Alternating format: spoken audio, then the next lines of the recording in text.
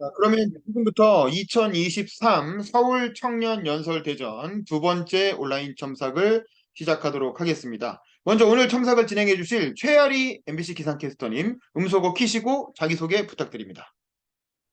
네, 안녕하세요. 저는 MBC 최아리 기상캐스터고요. 늦은 밤 다들 수고가 많으십니다. 네, 저는 지금 올해로 7년 차 방송을 하고 있고요. 오늘이 두 번째 첨삭으로 알고 있는데 여러분들 본선 가셔서 여러분들이 하고 싶은 이야기를 조금 더 잘 그리고 효과적으로 할 수 있도록 저 또한 열심히 첨삭을 해드리도록 하겠습니다. 네. 네, 감사합니다. 자, 그러면 누가 먼저 해보실까요? 일단은 비디오를 키신 분들부터 먼저 허율당원님 음소거 네, 키시고 비디오 키시고 자, 준비된 연설 시작해 주시면 되겠습니다. 준비 네. 네, 시작. 잠시만요. 네, 그러면 조금 이따가 하시고 우리 저 바로 금천의 시작하겠습니다. 이원욱 당원님 음소거 키시고 네, 준비된 연설 한번 들어보겠습니다. 준비 시작. 네, 만나서 반갑습니다. 네, 시작하겠습니다. 청소년의 실질적 정치 참여, 청소년 개인 예산제를 기초의회에서 시작해 주세요. 안녕하세요. 금천구 청년당원 이원욱입니다. 누구나 청년이 되기 전에는 짧고 강렬했던 청소년기가 있었습니다. 누구에게는 10년 전 흐릿한 기억일 수도, 누구에게는 지금 당장의 현재일 수도 있을 텐데요. 그러나 한 가지 공통점은 국어, 영어, 수학, 국영수에 올인하는 교과 과정과 대학 입시로 점철된 획일화된 교육 시스템일 것입니다. 대한민국 청소년 기본법에 따르면 청소년 복지란 청소년이 정상적인 삶을 누릴 수 있는 기본적인 여건을 조성하고 조화롭게 성장, 발달할 수 있는 사회적 경제적 지원을 의미합니다. 따라서 청소년은 사회의 정당한 구성원으로서 본인과 관련된 의사결정에 참여할 권리가 가진다고 나와 있습니다. 하지만 아쉽게도 대한민국에서 만 18세 미만 청소년은 참정권이 없어 본인과 관련된 정치적 의사결정에 온전히 참여할 수 없는 상황입니다. 청소년 정치 참여와 지방 분권이 점차 강화되면서 지자체를 중심으로 청소년 참여위원회, 주민참여예산제 이런 게 도입되고 있지만 공직선거법 개정 없이는 명목적인 권리 보장이 불가능합니다. 지금 당장 명목적인 권리 보장이 어렵다면 좀 더 쉽고 빠른 실질적인 권리 보장부터 시작하면 어떨까요? 요즘 젊은 사람들이 회사에서 느끼는 최고의 복지, 다들 아시다시피 고연봉입니다. 또한 회사에서 불태우는 그 뜨거운 열정에 대한 최고의 보답도 적절한 수당이라는 것, 여기 계신 모두가 동의하실 텐데요. 마찬가지로 정치에서 권리의 실질적인 보장은 예산을 통해 이루어진다고 생각을 합니다. 공직선거법 개정 이전에, 아니 오히려 그보다 더 중요할 수 있는 부분은 예산의 편성, 배분, 집행 과정에서 권리 보장의 의지를 보여주는 것이라고 생각을 합니다. 국가 단위 정책은 예산의 규모가 매우 크고 집단 간 이해관계가 너무 첨예하기 때문에 매우 꼼꼼하게 정책 과정이 전개됩니다. 아시다시피 정책 형성과 집행 단계에서 아주 조금이라도 미흡한 부분이 있다면 국민이 입는 불이익이 상당하기 때문인데요. 하지만 기초단체는 다르다고 생각합니다. 기초단체 역시 5천억 전후의 예산을 집행하기에 정책 과정이 복잡한 것은 매한가지인데요. 그러나 국가와 광역 단위보다는 훨씬 더 혁신적인 정책을 추진하는데 장벽이 적다고 생각합니다.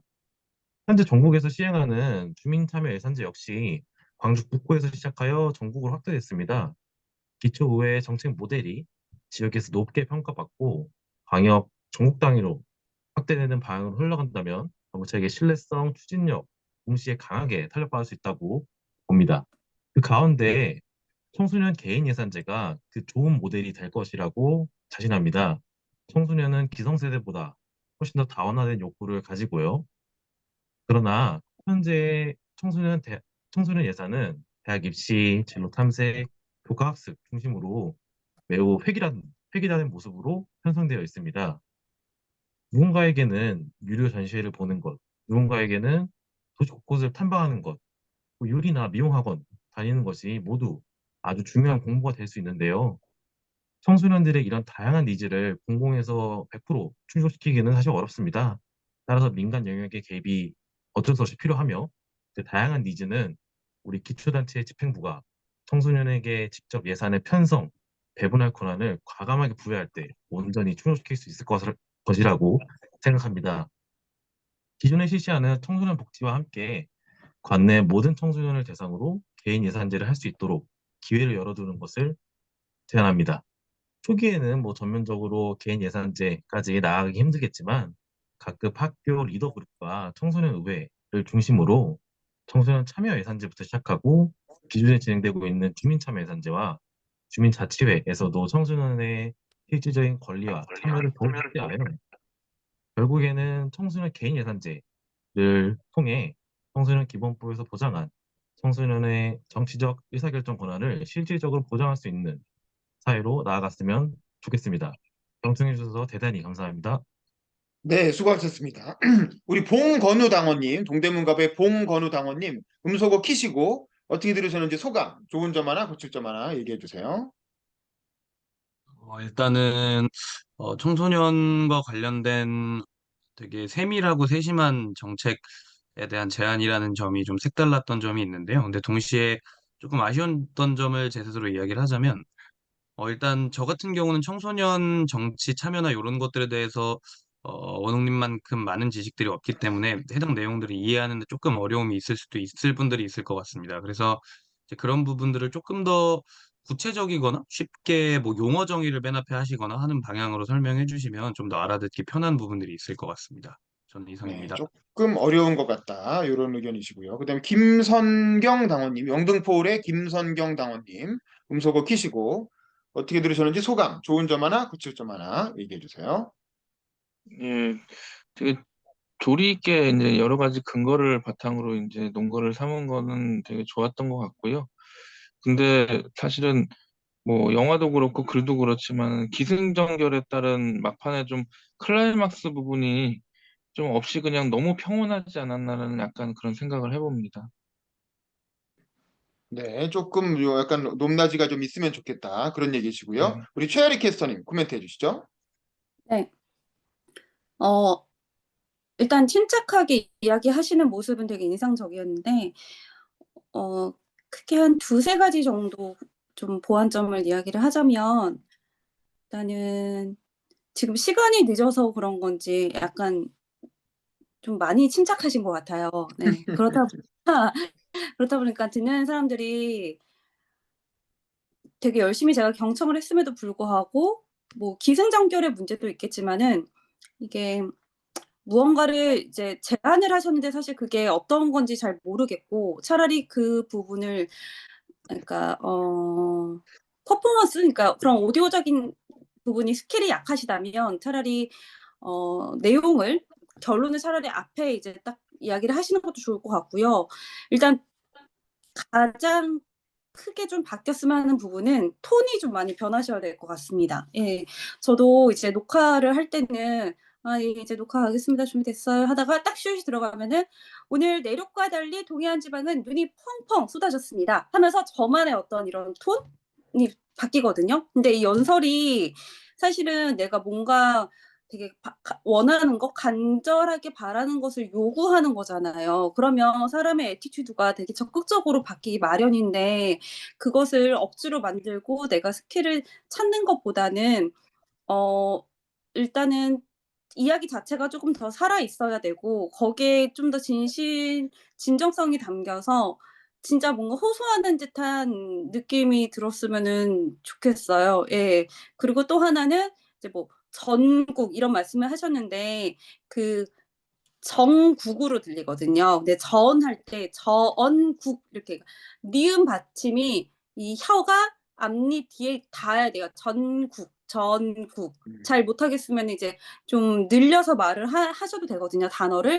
단어 몇 가지가 발음이 좀 부정확하다는 거 하나, 그리고 가장 크게 이제 좀 바뀌었으면 하는 부분은 톤이 한 톤 약간 올라갔으면 좋겠는 거. 그 정호영 쇼호스트가 막 나와서 하잖아요. 뭐 끌어올려 막 이런 말 하잖아요. 그런 것처럼 이제 딱 뭔가 내가 이거는 내 얘기고 내가 간절하게 이거는 바꿀 거고 요구할 거고 그런 모습이 조금 더 드러났으면 좋겠습니다. 네. 네, 감사합니다. 그러니까 저도 비슷한 생각인데, 이원욱 씨 연설의, 이원욱 당원님 연설의 가장 큰 문제점은 이원욱이 없다라는 거예요. 그게 가장 큰 문제입니다. 이원욱 씨가 도대체 누군지, 또 이원욱 씨는 왜 청소년 개인 예산제라고 하는 정책을 제안하고 있는 건지, 이원욱은 이 연설 왜 하는 겁니까? 이게 예를 들면 본인이 청소년이라든가 아까 허율 당원처럼 본인이 청소년이면 청소년으로서 당사자의 어떤 주장을 하는 거니까 그건 그냥 바로 즉각적인 이해가 되죠. 근데 보니까 아직 청소년 아니신 것 같아요. 이미 성인이 되신 것 같은데 그렇다면 성인이 된 입장에서 청소년 개인 예산제라고 하는 청소년 개인들한테 돈을 주자 이 얘기잖아요. 결국에는 이제 그런 어떤 청소년 지원 정책을 발표를 하셨는데 왜 도대체 이원욱이 왜 이제 와서 이미 다 자기들 혜택도 아니고 대상도 아닌데 이제 와서 왜 청소년 개인제라고 예산제라고 하는 정책을 제안하는지에 대한 이유가 없다. 그렇기 때문에 도대체 이 연설을 얘가 왜 하고 있는 건지 얘가 진짜 쓴 연설이 맞기는 한 건지 그 누구한테 무슨 뭐 누가 대신 써줘 갖고 읽고 있는 건지 이를 알 수가 없다라는 거죠. 그래서 본인의 어떤 본인이 드러나지가 않기 때문에 이 연설이 호소력이 없는 거예요. 좋은 내용인데 그래서 이제 그런 내가 왜 이 주제를 갖고 연설을 하는지에 대한 명확한 어떤 도입부에 그 소개가 있어야 된다. 이원욱이라는 사람에 대한 소개와 내가 왜 이 청소년 예산제에 꽂혀갖고 얘기를 하는지에 관한 스토리. 그게 그 필요성이 단순히 원론적인 뭐 당위성이 아니라 하나의 어떤 사례라든가 에피소드라든가 스토리텔링으로 소개가 돼야 된다는 거죠. 그래서 청중과 공감대를 먼저 만들어야 그리고 나서 정책을 얘기했을 때, 아, 이 정책 정말 필요하겠구나. 이렇게 생각을 하게 되는 건데, 그런 앞단이 없다 보니까, 나중에 아무리 좋은 정책을 얘기해도 잘 와닿지가 않고, 그 다음에 또 하나, 이건 작은 건데, 아시다시피란 표현을 자꾸 쓰더라고요. 그러니까 이런 표현은 반복해서 쓰는 건 좋지 않습니다. 뻔히 아는 얘기를 연설에서 왜 합니까, 그지? 한 번 정도는 쓸 수 있지만, 아시다시피란 말이 두 번, 세 번 나오는 거는 좀 그렇고, 그 다음에 청소년 개인 예산제라는 게 그러면 청소년 수당? 그 유럽에서 실시하는 아동수당? 청소년 수당? 이거랑 뭐가 다른 건지. 그것도 조금 그 이름을 오히려 더 복잡하게 한 거죠, 사실은. 개인 예산제라고 하면 이게 뭐지 싶은데 그 유럽에서는 그냥 수당을 주잖아요. 학생 수당, 아동 수당. 이렇게 해가지고 그냥 돈을 주거든요. 그리고 청년 배당이라 그래서 좀그 성남에서 이재명 시장 때나 아니면 박원순 시장 때 했던 그런 식의 어떤 청년들에게 수당을 주는 정책도 있었고 그냥 뭐 간단한 얘기인 것 같은데 왜 굳이 이름을 그렇게 어렵게 지어서 부르는지도 잘 모르겠고 어디 보편적으로 쓰는 말인지도 모르겠어요. 그래서 그런 부분들 일단은 이원욱 씨 개인의 어떤 스토리 그래서 이 주장을 왜 꼭 내가 해야 되는지에 대한 설득력 있는 그게 좀 필요하고 그게 됐다 싶으면 마지막 부분에는 이 청소년 개인 예산제를 하기 위해서 나는 어떤 노력을 하겠다. 나의 다짐이 들어와야 되는 거야. 나의 다짐. 나는 이런 실천을 하겠다. 그러니까 여러분도 같이 해보자라든가 아니면 나는 내 자리에서 이런 걸 할 테니 여러분은 여러분의 자리에서 뭔가를 해달라라든가 그런 어떤 청중을 직접적으로 설득하는 그런 메시지가 좀 들어가주면 좋을 것 같다라는 겁니다. 물론 이제 메시지는 청소년 개인 예산제를 실시하자 이 메시지겠죠. 근데 이제 이걸 어떤 식으로 어떻게 구현할 것인지에 대해서는 조금 더 디테일한 좀 제안이 나오면 좋지 않을까. 뭐 그런 생각이 일단 들었습니다. 네, 수고하셨고요. 처음 하셨는데 고생 많으셨습니다. 근데 우리 그다음에 박민정 당원님, 중구 성동을의 박민정 당원님, 음소거 키시고 비디오 키시고 자 한번 해보겠습니다. 준비 시작. 여러분 반갑습니다. 대한민국에서 직장인으로 살아가고 있는 평범한 청년 박민정입니다. 사회의 미래는 청년들에게 있다. 모두가 한 번쯤은 들어본 혹은 말해본 이야기일 것입니다. 그렇습니다. 청년들이 꿈이 있고 열정이 있어야 사회가 앞으로 나가고 발전합니다. 그러나 지금의 청년들은 꿈도 열정도 허락되지 않는 시간에 살고 있습니다. 전 세계적으로 성장이 정체되고 양극화가 심화되면서 사회에 새로 진입하는 청년 세대들은 가혹한 세상만을 마주하고 있습니다. 청년들이 직장을 구하고 자산을 형성하고 집을 살 수 있는 기회를 만들어내야 합니다. 세계적인 위기 상황을 극복하고 우리 경제가 재도약하게 만들고 그 성장의 몫을 특정 소수가 독점하지 않고 모두가 함께 나눌 수 있어야 합니다. 이런 일들은 정부의 몫이고 또 정치의 몫입니다. 그러나 지금의 정부는 어떻습니까? 부자 감세에만 혈안이 되어 있고 국민 생활비의 중심인 공공요금을 줄지어 인상하고 있습니다. 연초부터 전기와 가스 요금 인상에 이어 이번 달에는 경기도 택시 요금이, 다음 달에는 서울 지하철 버스 요금이 연이어 인상됩니다. 이와 같은 공공요금 인상은 물가 상승을 이끄는 핵심 요소임에도 불구하고 정부는 공공요금 인상을 밀어붙이며 물가 상승을 견인하고 있습니다. 게다가 물가가 안정되면 경기 대응에 나서겠다는 태평한 소리마저 늘어놓고 있습니다. 위태로운 경제 상황에 대한 대책도 없고 물가 고공행진 또한 부추기고 있으면서 물가 안정을 바라는 것이 가당키나 한 일입니까? 청년들이 묻고 있습니다. 정부는, 정치는 도대체 무엇을 하고 있습니까? 줄이고 줄여도 생활비 감당이 안 돼 적금을 깨는 청년들에게 꿈은 사치입니다. 우리는 10년 후를 꿈꿀 새 없이 당장 내일만을 걱정하기 바쁩니다. 청년들의 가슴 속에 꿈은 없고 생존의 두려움만 있는 시대는 결코 제대로 된 시대라고 할 수 없습니다. 청년들이 희망을 품고 실패를 두려워하지 않고 도전할 수 있는 나라, 실패해도 다시 일어설 수 있는 나라가 되어야 비로소 청년들이 꿈을 꿀 수 있습니다. 우리에게 청년이 꿈꾸는 세상이 무엇인지 묻기 전에 이곳이 과연 청년들이 꿈꿀 수 있는 세상인지 되물어야 할 것입니다. 청년들이 꿈꿀 수 있는 세상이야말로 청년이 꿈꾸는 세상일 테니 말입니다. 당원들은 흔히 서로를 당원 동지라고 칭하곤 합니다. 동지는 어떠한 뜻을 함께하는 사람을 말하는 거죠. 저는 더불어민주당에 입당하기 전 대학생 시절에 많은 부분을 학생사회에서 활동하면서 처음 동지가 생겼었습니다. 그들과 함께하는 시간은 소중하고 또 찬란했습니다. 우리의 목소리를 더 큰 울림으로 제가 동지들과 함께할 때 내세웠던 구호입니다. 그러나 날이 갈수록 청년층의 정치 무관심이 심해지고 무관심을 넘어 정치 혐오로 퇴행하는 형태를 보며 저는 실망을 금치 못했습니다. 그래도 정치 참여의 중요성을 알고 있기에 정당에 입당했지만 정쟁만을 반복하는 정치의 행태에도 실증이나 입당한 것 외에는 특별한 행동을 하지 않았습니다. 그렇기에 지인의 권유로 별 생각 없이 참가하게 된 이번 연설대전에서 저는 부끄러움을 느낄 수밖에 없었습니다. 이렇게도 간절하게 또 치열하게 자신들의 목소리를 내는 이들을 마주했기 때문입니다. 청년 당원 동지 여러분, 청년 세대의 무관심과 정치 혐오 속에서도 소리 높여 목소리 내줘서 감사드립니다. 이제는 저도 회피하지 않겠습니다. 보잘것없어 보일지라도 한 사람 한 사람의 목소리가 결코 작지 않음을 이제는 절대 잊지 않겠습니다. 끊임없이 목소리를 높이며 여러분들과 함께 더 큰 울림을 만들어 나가겠습니다. 함께 합시다. 감사합니다. 네, 감사합니다. 우리 허율당원님 음소거 키시고 코멘트 좋은 점 하나 고칠 점 하나 얘기해 주세요. 지금 이제 청년분들께서 느끼고 계시는 여러 불안 요소들이나 그런 안 좋은 것들에 대해서 너무 잘 말씀해 주신 것 같습니다. 근데 이제 제가 좀 느끼기에 부족했던 거는 윤범기 기자님께서 항상 말씀하시는 나만의 이야기를 해라. 이 부분이 약간 부족하셨던 것 같습니다. 이 연설문에서 그러니까 청년이 느끼는 어떠한 것에 대해서 얘기하시다가 이제 본인의 얘기를 좀 더 추가하시면은 좀 더 완벽한 연설이 되지 않을까 생각이 듭니다. 감사합니다. 네, 감사합니다. 우리 광진을의 유주영 당원님도 음소거 키시고 좋은 점 하나 고칠 점 하나 코멘트 해주세요.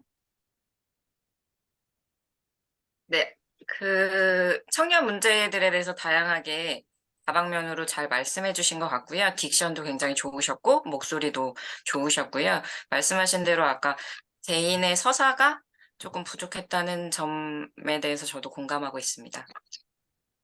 네, 우리 최아리 기상캐스터님 코멘트 해주시죠. 일단은 저라면 이렇게 얘기할 것 같아요. 그러니까 전반적으로 너무 좋거든요. 너무 좋고 이제 이야기도 너무 좋고 말씀하신 대로 딕션도 좋고 근데 저라면 두 가지를 할 것 같아요. 첫 번째, 일단 그 박민정님은 힘이 되게 목소리에 파워가 있잖아요. 그러니까 오히려 침묵을 잘 활용하는 게 좋을 것 같아요. 예, 그러니까 뭐 안녕하십니까, 뭐 평범한 청년 박민정입니다. 어쩌고저쩌고 하고 그러나 어떻습니까? 이렇게 좀 힘을 오히려 빼주는 게 침묵을 좀 잘 활용하는 게 좋을 것 같고요. 그러니까 말씀하신 게 그거잖아요. 지금 이따위 세상을 만들어 놓고 청년의 소리를 듣겠다고, 청년의 소리를 듣겠다고 지금 이렇게 자리를 만들어 놨는데, 저 같으면 그럴 것 같아요. 지금 이 연설대전은 청년의 소리를 듣겠다고 만들어졌습니다. 예. 그런데 지금 우리에게 꿈꾸는 세상을 묻기 전에 제가 한번 물어봅시다. 앞에 계신 심사위원분들, 이렇게 한다고 말할 수 있습니까? 먼저 묻고 싶습니다. 하고 이제 현재 실태에 대한 이야기를 좀 하고, 그러니까 오히려 약간 고발을 해도 좋을 것 같아요. 예, 여기까지 말씀드리겠습니다. 네, 고생하셨고요. 그러니까 이게 이 두 번째 들은 거잖아요. 월요일 날도 하시고 오늘 이제 또 한 번 더 한 건데 그 월요일 날 첨삭 때도 비슷한 얘기를 했던 것 같은데 박민정이라는 사람에 관한 스토리텔링이 좀 부족하다. 근데 이제 그게 나오긴 나왔는데 뒤에 나왔어요. 근데 사실은 앞부분에서 그냥 일반적인 정부 비판, 뭐 가스비, 택시비, 교통비가 인상돼가지고 뭐 힘들다. 근데도 정부는 태평하게 뭐 이렇게 하고 있다. 뭐 이런 정부의 정책에 대한 비판이 앞부분에 나오는데 그게 가스비, 택시비, 교통비 인상된 건 청년들만의 문제는 아니잖아요. 전 국민이 다 같이 이제 겪고 있는 문제인데 그런 얘기를 하고 청년들이 힘들다는 얘기가 나오고 그러면서 이제 청년들이 실패를 두려워하지 않는 나라, 도전할 수 있는 나라를 만들어야 된다고 하는데 이런 것들이 그 비판의 포인트가 청년들이 힘들다고 하는 비판의 포인트가 좀 애매하다는 생각이 들고 그다음에 그다음에 뭐 이런 건 좀 작은 거지만 평범한 청년 이런 말은 쓰지 마세요. 이건 별로 좋지가 않아요. 자기를 오히려 떨어뜨리는 거야. 이 연서가 무대 위에 올라가면 그 순간에 그 사람이 주인공이거든요. 그 사람은 이미 그 무대 위에 섰다는 것만으로도 특별한 존재가 된 거예요. 근데 굳이 저는 평범한 청년입니다. 이렇게 해가지고 자기를 오히려 더 낮출 필요가 없다는 거지. 그 자리에서는 가장 뽐나고 가장 멋진, 이렇게 누구나 내 얘기를 들어. 라고 하는 그런 자세로 얘기를 해야 되는 거야. 그래서 자기를 일부러 그렇게 낮출 필요 없고, 그 다음에 앞부분에 저는 그 뒷부분에 그게 되게 좋았어요. 나는 이제 평소에는 이제 정치에 관심이 없었고 다른 이제 시민운동 같은 걸 했나 보죠. 그러니까 그러면서 동지들을 만났는데 그냥 이제 정치에 관심을 가져야 되겠다는 의무적인 게 있어서 입당을 했는데 입당 이후에 아무 활동도 안 하고 있었다. 근데 이번 대회에 나와 보니까 이렇게 절절하게 어떤 그 이렇게 소신을 갖고 활동하는 다른 청년 당원들을 보면서 느낀 바가 많이 있었다. 그래서 이제 여러분과 함께 활동하고 싶다. 뭐 이건 되게 좋아요. 그 메시지는 되게 좋은데 이게 요것만 막판에 갑자기 툭 튀어나와갖고 따로 놀고 있는 거고 앞부분에 나온 서사하고는 또 별개의 얘기인 거죠. 앞부분은 그냥 정부 비판. 앞부분은 뭐 정부가 되게 무책임하다는 식으로 정부 비판을 쫙 하고 마지막에 갑자기 또 이 당원으로서의 다짐 이게 나오니까 뭔가 이게 앞 얘기와 뒷 얘기가 따로 논다는 느낌이 들거든요.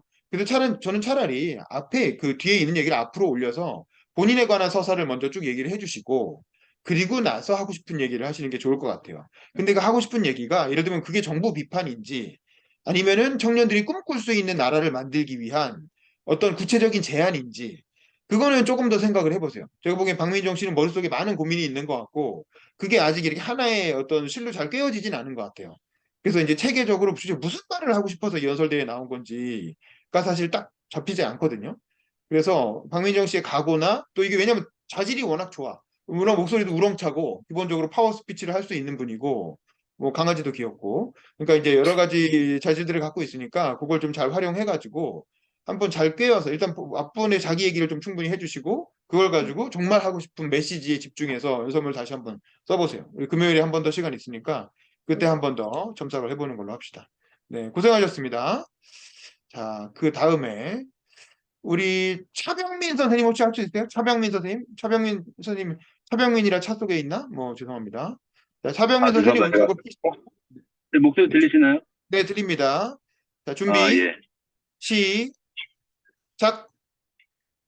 네, 안녕하세요. 이번에 연설대전에 참가하게 된 서초구 의뢰 차병민입니다.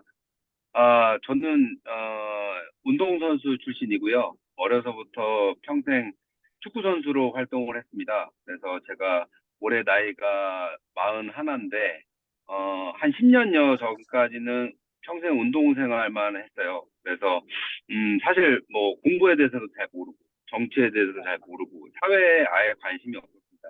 근데 제가 이제 부상으로 운동을 그만두고 나서 이제 아이들을 가르치는 일을 했는데요.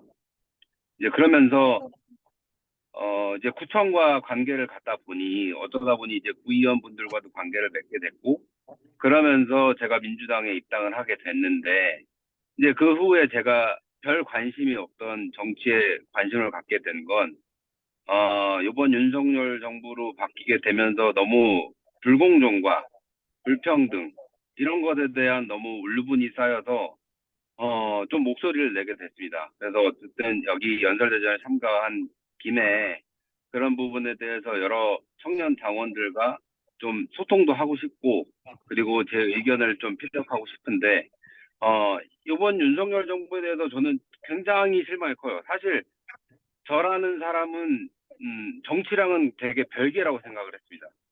정치는 정치고 제 삶은 제 삶이라고 생각했어요. 근데 이제 나이가 들면 들수록 또는 사회에 나와서 활동을 하면 할수록 정치와 삶은 밀접한 관계일 수밖에 없다는 걸 절실히 느끼고 있습니다. 특히나 요번에 윤석열 정부가 바뀌고 나게 돼서부터 그런 걸 너무 많이 느껴요. 그러니까 너무 불공정하고 불평등하고 마냥 불만만 하는 건 아닌데 실질적으로 제가 사업을 하거나 아이들을 가르치면서 느끼는 부분들이 너무나 많습니다. 일편적인 예를 들어서 제 삶에 와닿는 건요. 일단 난방비가 너무 많이 올라요. 그런 부분들이 되게 불만족스럽고 또 한 가지를 말씀드리자면 저도 주식은 하지만 그런 주가 조작 같은 경우에는 서민들의 피를 빨아먹느라고 거라고 생각을 하는데 그런 것들이 너무 당연시하게 위에 고위층들은 당연시하게 여겨지는 것들이 너무 화가 나더라고요. 그래서 그런 것들을 꼭 말씀드리고 싶었고 제가 너무 두서없이 얘기하는 것 같아서 좀 죄송하고 그리고 마지막으로 한 말씀 드리자면 저희 어쨌든 간에 청년 당원들이 모여서 이런 연설대전을 펼치는 거라고 생각을 하는데 저희가 다들 마찬가지였을 거라고 생각해요. 정치라는 것은 저희와 상관없는 일. 그 사람들은 그 사람들 일이고 우리는 우리라고 저는 생각을 했습니다. 하지만 그것은 잘못된 생각이라고 생각을 합니다. 오히려 청년 당원들이 모여서 목소리를 내면 낼수록 좀 더 좋은 사회가 될 거라고 저는 생각을 해요. 그러니까 저희 청년 당원들이 똘똘 뭉쳐서 꼭 좋은 소리를 내서 좀 좋은 세상으로 만들어 갔으면 좋겠습니다. 제 얘기는 여기까지입니다. 감사합니다.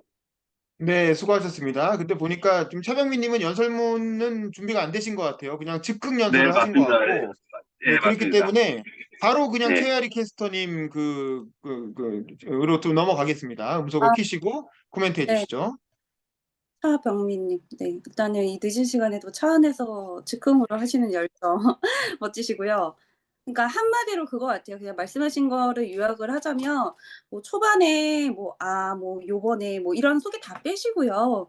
일단은 어쨌든 간에 결과적으로는 지금은 사회에 대한 관심이 생긴 상태잖아요. 그러니까 한마디로 이 연설을 통해서 차병민 님의 어떤 세계관을 넓혀가는 과정이라고 저는 받아들여졌거든요. 말씀하신 내용이.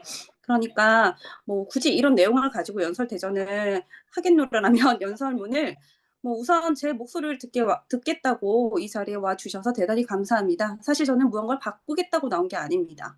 하지만 평생 운동밖에 할 줄 몰랐던 제가 하면서 이제 느꼈던 것들 있잖아요. 그런 거 얘기해 주시면은 좋을 것 같아요. 예. 일단은 그리고 좀 연설문만 준비가 잘 되시면은 무대 체질 갔다 오는 느낌일까요? 이렇게 같아요. 예, 저도 네. 비슷한 생각인데 되게 얼굴도 잘생기시고 그 말씀도 조곤조곤 원고 없이도 이렇게 얘기한다는 거 쉬운 일이 아니거든요. 그래서 기본적으로 되게 연설을 잘하실 자질은 갖고 있다. 근데 이제 이게 말을 잘한다고 평소에 생각하는 사람들이 연설할 때 굉장히 큰 어떤 사고를 치는 경우가 있어요. 왜냐면 내가 말을 잘한다고 생각하니까 그냥 마이크만 주어지면 줄줄줄 얘기하는 거야. 근데 그러다 보면은 전혀 엉뚱한 얘기하고 내려오거나 큰 말실수를 하거나 그렇게 되는 경우가 있거든요. 그래서 특히 이런 대회잖아요, 대회. 이런 대회일수록 반드시 연설문을 일단 써야 됩니다. 한 페이지라도 한번, 한 단락이라도 한번 써보세요. 써보지 않고 내가 대충 머릿속에 있지 뭐, 그리고 뭐 키워드 딱 몇 개 넣고 그냥 줄줄 얘기하는 건 이건 노무현 대통령쯤 되면 그렇게 하는 거예요. 평생을 연설을 하신 노무현 대통령이나 김대중 대통령쯤 되면 키워드 몇 개 넣고 줄줄 이렇게 하는 거고 우리 같이 아직 일반 당원 수준에서는 반드시 연설문을 먼저 써야 됩니다. 뭐 바쁘시고 다 이해하는데 물론 뭐 시간 없으시겠죠. 근데 그럼에도 불구하고 어쨌든 A4 한 3분의 1 정도라도 한 바닥 정도라도 한번 일단 써보시고 그리고 그걸 읽는 방식으로 일단 원고를 써서 그걸 읽고 외우는 방식으로 준비를 하셔라. 근데 이제 내가 말을 좀 하니까 몇 가지 구상해가지고 그냥 무대에 올라가면 되지라고 생각하는 건 굉장히 위험합니다. 그거는 되게 좋은 기회를 진짜 잘할 수 있는 분인데 진짜 잘할 수 있는데 그 기회를 걷어차는 게 되기 때문에 일단 쓰시라는 거. 시간이 없더라도 그리고 시간을 내서. 네네. 말씀하세요. 네네. 저도 사실은 제가 무용을 전공했잖아요. 이제 뭐 근데 일단은 뭐 바쁘시고 쓰는 게 귀찮으시면요. 어떻게 하시냐 하면 저는 이제 준비생 때 어떻게 했었냐면은 그냥 틈나는 대로 녹음을 했거든요. 그 녹음기를 그냥 켜서 중얼중얼 이렇게 운전하면 중간에도 중얼중얼 하다 보면은 말이 계속 정리가 되거든요. 네, 그 팁도 하나 드리고 싶어서 켰어요. 네. 알겠습니다. 이것도 아주 좋은 방법이고요. 그 다음에 또 하나는 너무 스토리가 좋아요. 왜냐면 운동선수 출신이고 거기서 이제 부상을 입어서 강사가 됐고 그래서 이제 구청 관계자를 만나다 보니까 구의원님도 알게 돼서 입당도 하게 됐다. 뭐 이런 운동선수 출신이 사실은 정당 가입까지 오기가 쉽지 않잖아요. 근데 이제 그런 스토리 자체가 너무 좋은데 근데 이제 이 좋은 스토리를 가지고 결국 마지막에 하는 얘기는 이제 청년 당원들 같이 모여서 목소리 내니까 너무 좋다. 이렇게 가면 너무 아깝다는 거야, 이 스토리가. 그럼 당연히 운동선수 출신으로서의 고충을 얘기해야죠, 당연히. 운동선수 출신으로서 어떤 이렇게 시민의 한 사람으로 살아가는데, 사실 우리나라 운동선수들 할 말이 얼마나 많습니까? 엘리트 체육이라는 게 가진 문제점, 제대로 학습권 보장도 안 되고, 그 이후에 조금만 부상만 당해도 바로, 사실 강사 생활이라도 하면 다행이죠. 그것도 못하는 사람들은 전혀 배운 적도 없는 세계로 막 뛰어 들어가지고 완전히 그 사실은 뭐 허드렛 일이라든가 노가다라든가 그게 아니면은 뭐 헬스장 뭐 PT 뭐 이런 것부터 해서 사실 그게 안정적인 일자리가 아니잖아요. 그러면서 이제 제도적으로 굉장히 이렇게 사각지대로 소외되는 길로 확 이렇게 가버리게 되는데 뭐 등등 본인이 겪으면서 운동선수 출신으로서 이 사회에서 겪는 다양한 어떤 이렇게 불합리한 점들이 많이 있을 거란 말이지. 그리고 그걸 입당을 마침 했으니까 정당을 통해서 정치를 통해서 그걸 개선하기 위해서는 어떤 거가 필요한 건지 뭐 이렇게 할 말이 많을 텐데 근데 이제 그거를 그냥 운동선수 출신이건 그냥 개인 사에 불과하고 결국 하고 싶은 얘기는 윤석열 정부에 실망했다. 실망한 이유가 뭐야? 난방비를 너무 많이 올렸다. 그리고 주가 조작 범죄를 한다. 이거는 운동선수 출신이 아니어도 누구나 할 수 있는 얘기잖아요. 그런 뻔한 얘기를 할 필요는 없다라는 거지, 굳이. 그 좋은 스토리를 갖고.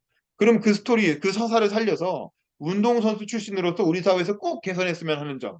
여기에 포인트를 맞춰서 연설문을 한번 쓰시고, 그리고 나서 그걸 외워서 발표를 하는 식으로 하시면 너무 좋을 것 같고, 하여간 기본적으로 즉흥연설도 되시고, 뭐 얼굴도 잘생기고, 목소리도 좋고, 본인 스토리도 있으니까 원고만 한번 잘 써가지고, 그래가지고 한번 잘 준비해서 한번 해보시면 제가 보기엔 충분히 본선 진출이 가능한 좋은 자원이 있으신 것 같아요. 그래서 한번 해보시고 그 다음에 이게 뭐 너무 두서없이 얘기했는데요. 죄송한데 뭐 이런 얘기 절대 하시면 안 됩니다. 이게 저는 평범한 청년입니다. 이거랑 마찬가지예요. 굳이 자기를 낮추는 얘기를 할 필요 없어요. 무대 위에 올라가서.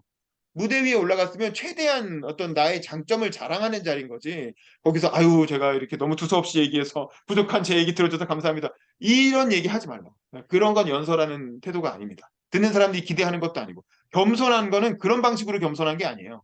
다른 방식으로도 얼마든지 겸손한 태도를 보일 수가 있는데 그렇게 말로 겸손 툴 필요 없습니다. 어쨌든 그건 그렇고 어쨌든 조금만 내용 정리해가지고 다음번 첨삭 때 한 번 더 하셨으면 좋겠고 한번 원고를 일단 쓰시라는 거, 그거 꼭 제가 말씀을 강조를 드립니다. 네, 수고하셨고요. 그 다음에 우리 광진을의 유주영 당원님, 광진을의 유주영 당원님 한번 해볼까요? 자, 음소거 키시고 들어오시죠. 준비, 시작. 안녕하시냐는 인사가 참 씁쓸하기만 한 요즘입니다. 인사드립니다. 광진을 당원 유주영입니다. 5월 28일, 무슨 날일까요? 바로 제 생일입니다. 저는 제 생일에 6년째 하고 있는 연례 행사가 있습니다. 그건 바로 구의역 9-4 승강장에 가는 일입니다. 2016년 5월 28일, 생일을 하루 앞둔 19살의 꽃같은 청년이 구의역 9-4 승강장 스크린 도어를 수리하다 사망했습니다. 2인 1조의 작업이 원칙이나 1시간 이내 도착이라는 계약 때문에 그는 어쩔 수 없이 혼자 작업을 할 수밖에 없었습니다. 그렇게 안타까운 죽음을 맞이해야 했습니다. 644. 어떤 통계 수치인지 짐작이 가십니까? 이는 지난해 질병을 제외한 산재 사고로만 목숨을 잃은 노동자의 숫자입니다. 생계를 위한 일터에서 이렇게 많은 노동자들이 산재 사고로 목숨을 잃는 것이 과연 정상적인 사회일까요? 작년 1월에 시행된 중대재해처벌법에 대해 들어보신 적 있으실 겁니다. 법이 시행되고 지난 1년간 사건 처리율은 22.7%, 177건의 사건은 여전히 수사 중이며 검찰로 송치된 사건은 모두 34건입니다. 하지만 기소는 고작 11건에 불과합니다. 왜 그럴까요? 검찰에서 적극적으로 입증 노력을 해야만 법이 작동하는데 지금의 검찰 인식 수준과 수사 장기화가 중대재해처벌법을 가로막는 걸림돌이 되고 있습니다. 게다가 수사 진척 속도가 느려 처벌받은 책임자는 여전히 한 명도 존재하지 않습니다. 재계에서는 중대재해 감소 효과는 없고 실적도 좋지 않다 주장합니다. 오히려 혼선만을 초래하는 법을 개정하고 기업인들에게 부담을 주는 형사처벌 규정을 삭제해야 한다는 목소리를 높이고 있습니다. 1년 동안 진척 없는 수사, 대형 로펌 자문을 통한 처벌 회피, 악의적인 폄훼와 왜곡은 누군가의 안타까운 죽음을 저울질하고 기만하는 무례한 행위입니다.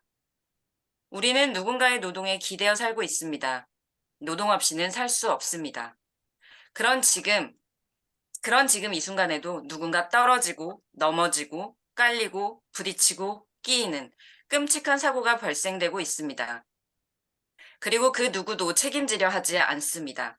마치 12구 이태원 참사처럼 말이죠. 노동자가 실수하더라도 사망에까지 이르는 일이 없는 사회, 잘못을 책임지는 사회, 철저하게 수사하고 그에 상응하는 대가를 치르게 해 조금이나마 억울함을 풀어주는 사회가 건강한 사회 아닐까요? 우리는 매일 귀하고 소중한 생명을 너무도 많이 잃고 있습니다.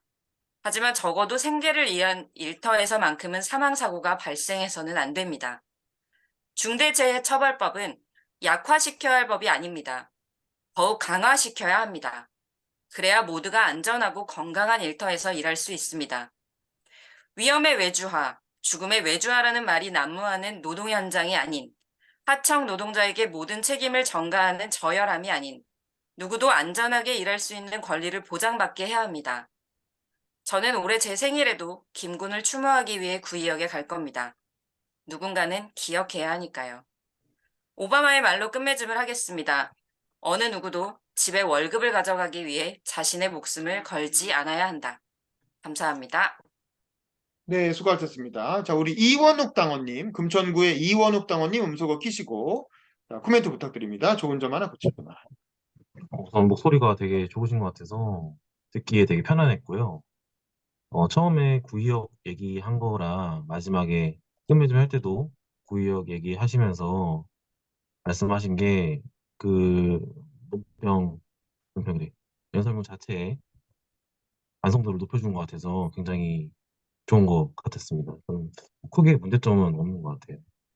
네, 감사합니다. 동대문갑의 봉건우 당원님 음소거 키시고 코멘트 해주세요. 좋은 점 하나, 고칠 점 하나. 일단은 들었을 때 스토리가 굉장히 좋다는 생각을 들었고요. 저도 뭔가 지적할 점이 있다기보다는 그 이야기 자체에 굉장한 울림이 있는 것 같다는 생각이 들어서 굉장히 좋은 연설 잘 들었다는 말씀 드리고 싶습니다. 네, 우리 최아리 캐스터님 코멘트 해주시죠. 네.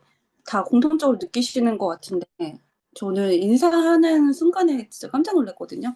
그 동시에 소리가 너무 좋으셔서 흡입력이 있다는 게 굉장히 큰 장점인 것 같고요. 네, 감정을 조금만 더 표출해 주시면 좋은데 그것을 소리로 한다기보다는 이제는 뭐 제스처를 좀 연구해 보셔도 좋을 것 같아요. 네, 뭐 지금 이 시간에도 뭐 지금 급하게 뭐 저도 좀 검색을 해봤는데 마땅한 게 잘 안 나오긴 하는데 그 많이 나올 거예요.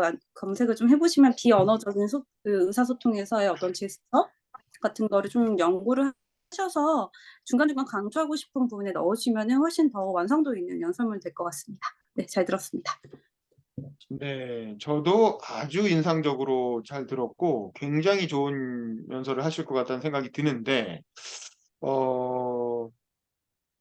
일단 카메라가 왜 이렇게 흔들리죠? 그러니까 화면이 자꾸 흔들리거든요, 말씀하실 때. 뭔가 고정이 잘 안 돼 있는 것 같은데. 이게 노트북을 위에 띄워놔가지고 이제 예. 속이 예. 흔들리겠습니다. 그 지금도 흔들리잖아요. 뭔가 얘기하니까 흔들리잖아요. 이걸 뭐 좀 고정을 어떻게 하는 방법을 찾아보시는 게 좋을 것 같고요.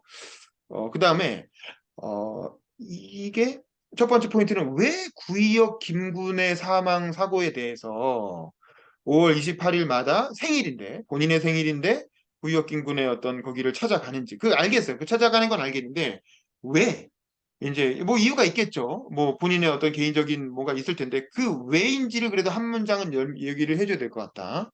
그냥 단순히 모든 국민이 다 그러는 건 아니잖아요. 구역 긴구 사고 되게 안타까운 일이고 저도 가슴 아프게 생각을 하지만 그렇다고 모든 청년들이 다 그날 거기를 가서 참배를 하진 않는데 그 유지영 씨한테 그 사고가 그렇게 와서 꽂혔던 이유.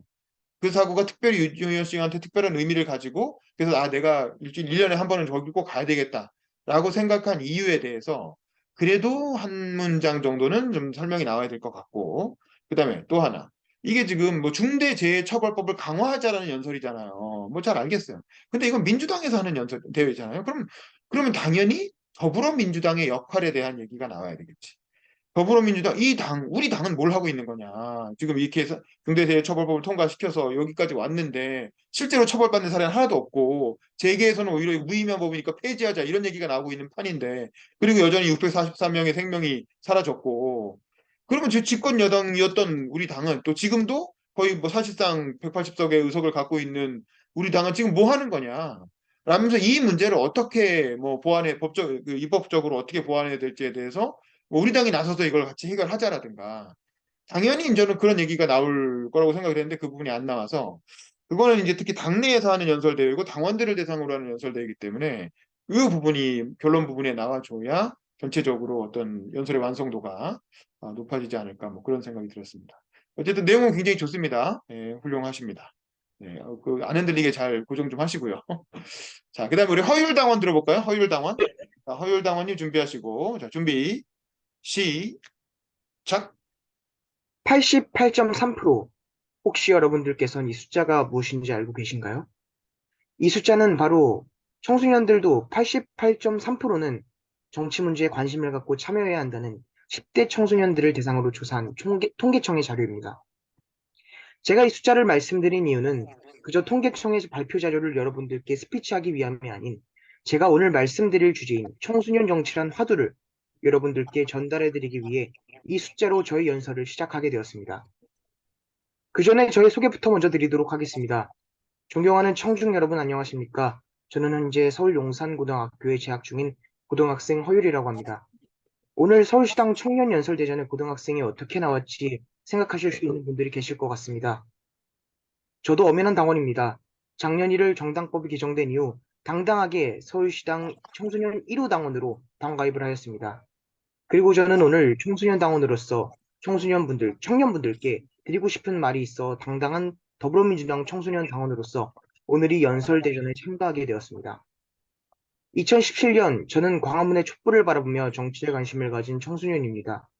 촛불의 열기가 세상을 바꿨듯 저도 그때부터 정의로운 세상을 꿈꿨고 그 후 청소년이지만 정치에 관심을 갖고 정치인의 꿈을 키워왔습니다.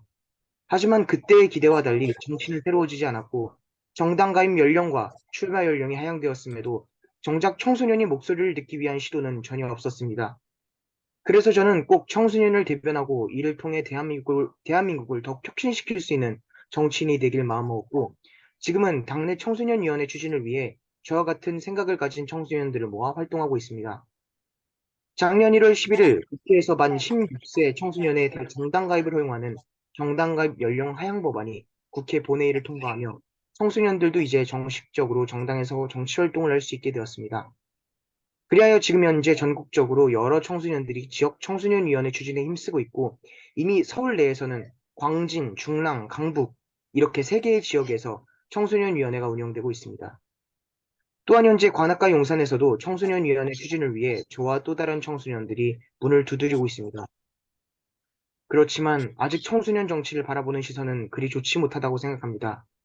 현재까지 학교나 사회가 청소년들의 정치 참여를 그닥 반갑게 받아들이지 않고 있습니다. 제가 아는 분의 예시로 들면 지지하는 정당 활동으로 인하여 교무실까지 끌려가 면박을 듣거나 또는 교장실까지 끌려가는 상황이 있었다고 합니다. 또한 아직 청소년들을 반기기는 하지만 너무 귀찮게 보시는 분들도 너무나 많고요. 저는 청소년 정치가 환경 문제와 같다고 생각합니다. 우리가 지속 가능한 거주와 생존을 위해서라면 환경에 대해 신경 써야 하듯이 마찬가지로 지속 가능한 인류와 지속 가능한 정치 사회를 위해선 저는 청소년 정치는 무엇보다 중요하고 청소년들이 직접 정치에 관심을 가져야 하지 않을까요? 결국 청소년들은 대학생이 되고 청년이 됩니다. 앞으로 더 나은 청년 정치 사회를 만들어 나가기 위해서는 지금의 청소년들이 더욱더 민주당의 문을 두드리고 정치에 참여해야 합니다. 청소년 정치 참여가 실현되려면 먼저 민주당의 청소년위원회가 있어야 한다고 생각합니다. 결국 정당의 역할은 국민의 목소리를 대변하는 일이기 때문에 더더욱이 지속 가능한 민주당을 위해선 그리고 청년이 될 청소년들을 위해선 민주당의 청소년위원회가 필요하다고 생각합니다. 여러분께서는 혹시 이스턴의 정책 결정 모형을 알고 계신가요? 바로 민주주의 국가에선 정책이 만들어지는 과정을 풀이해 놓은 정책 모형입니다. 이 모형에서는 민주적 국가일수록 정책에 있어서 국민의 생각을 직접 투입시키고 정책을 완료하여 국민의 정책을 산출시키는 과정이 활발해야 한다고 나와 있습니다. 저는 이 모형대로 우리 민주당의 청소년위원회가 생겨서 청소년들이 직접 느끼는 교육, 문화, 환경에 대해 직접 투입하여 완료시킴으로써 참된 청소년 주권을 이뤄가고 나아가 더 발전된 미래청년위원회를 준비함으로써 민주당에서 진정 미래를 위한 준비를 해나가야 된다고 생각합니다. 그렇지만 아직 청년하고 청소년이 무슨 상관이냐 생각하시는 분들이 좀 계실 것 같습니다. 저는 정치란 미래를 준비해 나가는 일이라 생각합니다. 그렇기에 미래의 청년 정치를 위해서라면 지금의 민주당 청소년 정치를 많은 분들께서 관심 가져주시고 함께 해주셔야 된다고 생각합니다.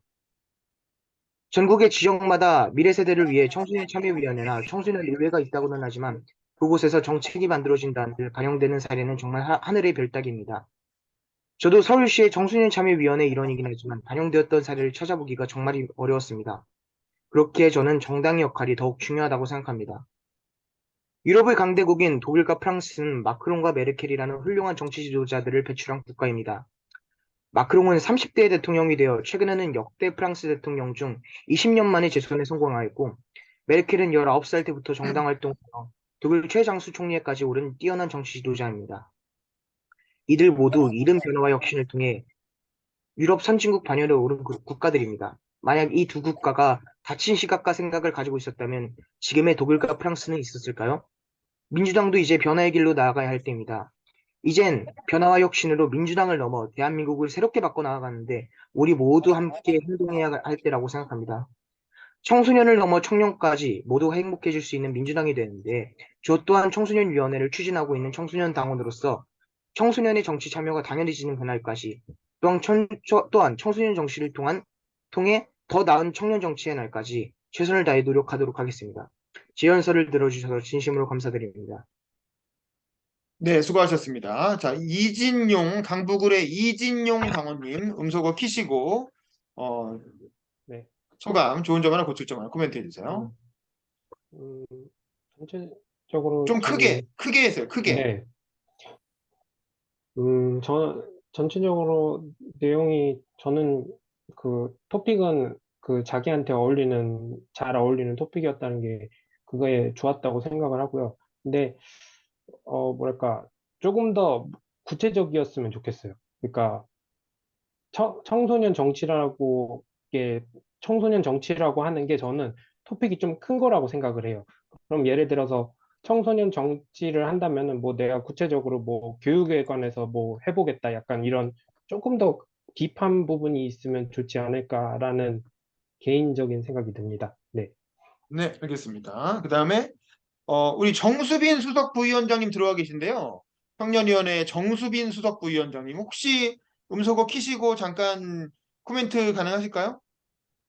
정수빈 부위원장님?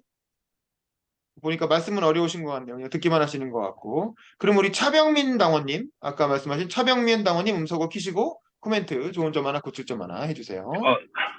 네, 일단 어린 나이에도 이렇게 그런 깊은 생각을 하고 있는 것에 대해서 되게 감동 깊게 들었고요. 그리고 일단 단점이라고 굳이 찾아보자면 좀 공감대가 없었던 것 같아요. 그러니까 뭐 예를 들어서 얘기해 주신 거나 뭐 그런 것들이 제가 알지 못하는 얘기들이다 보니까 뭐 좋은 얘기인 건 같으나 뭐 많이 공감대를 느끼지 못한 점이 좀 아쉬웠다. 뭐 이 정도로 마무리하겠습니다. 알겠습니다. 우리 최아리 캐스터님 코멘트 해주시죠. 네. 일단은 또한 카메라 위치는 바스트까지 나오게 하시는 게 좋고요. 그게 이제 보는 사람들, 예, 그까지 하시는 게 좋을 것 같고, 네, 이제 연설문 잘 들었어요. 네. 그리고 일단 뒤로 갈수록 말이 되게 빨라지시네요. 네, 들어갈수록 말이 되게 빨라지셔서 저도 청소년은 어쩌고저쩌고 저쩌고 반영하는 사례를 찾기가 정말 힘들었습니다. 정말 하나도 안 힘든 것 같아요. 네, 어쩌고저쩌고 하기가 정말 힘들었습니다. 그러니까 정말 힘들었다는 거를 감정을 어떻게 표출을 하실 건지, 예, 그러니까 각 문단마다 허율님만의 감정을 일단은 정립을 해주시고요. 그리고 그것에 이입을 해서 분출을 하셔야 돼요. 그러니까 그야말로 열연을 펼쳐주셔야 돼요. 예, 그렇게 되면 훨씬 더 호소력 있게 들릴 것 같아요. 네, 잘 들었습니다. 네, 고생하셨고요. 저도 비슷한데 우리 허율님 같은 경우 일단은 그 시간이 너무 깁니다. 지금 12분에 시작했는데 18분까지 하셨거든요. 그러니까 6분을 한 거예요, 6분을. 근데 이 연설은 원래 4분짜리 연설이잖아. 그러니까 2분은 덜어내셔야 돼요. 한 50%는 덜어내야 된다는 거예요. 그 남들보다는 50%더 했다는 얘기죠. 근데 왜 이렇게 길까 생각해 보면 도입부가 너무 길어요. 쓸데없이. 88.3%.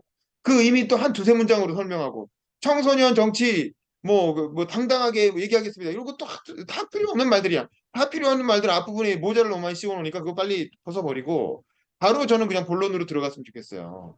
저는 당내 청소년위원회 건설이 필요하다는 얘기를 하려고 이 자리에 나왔습니다.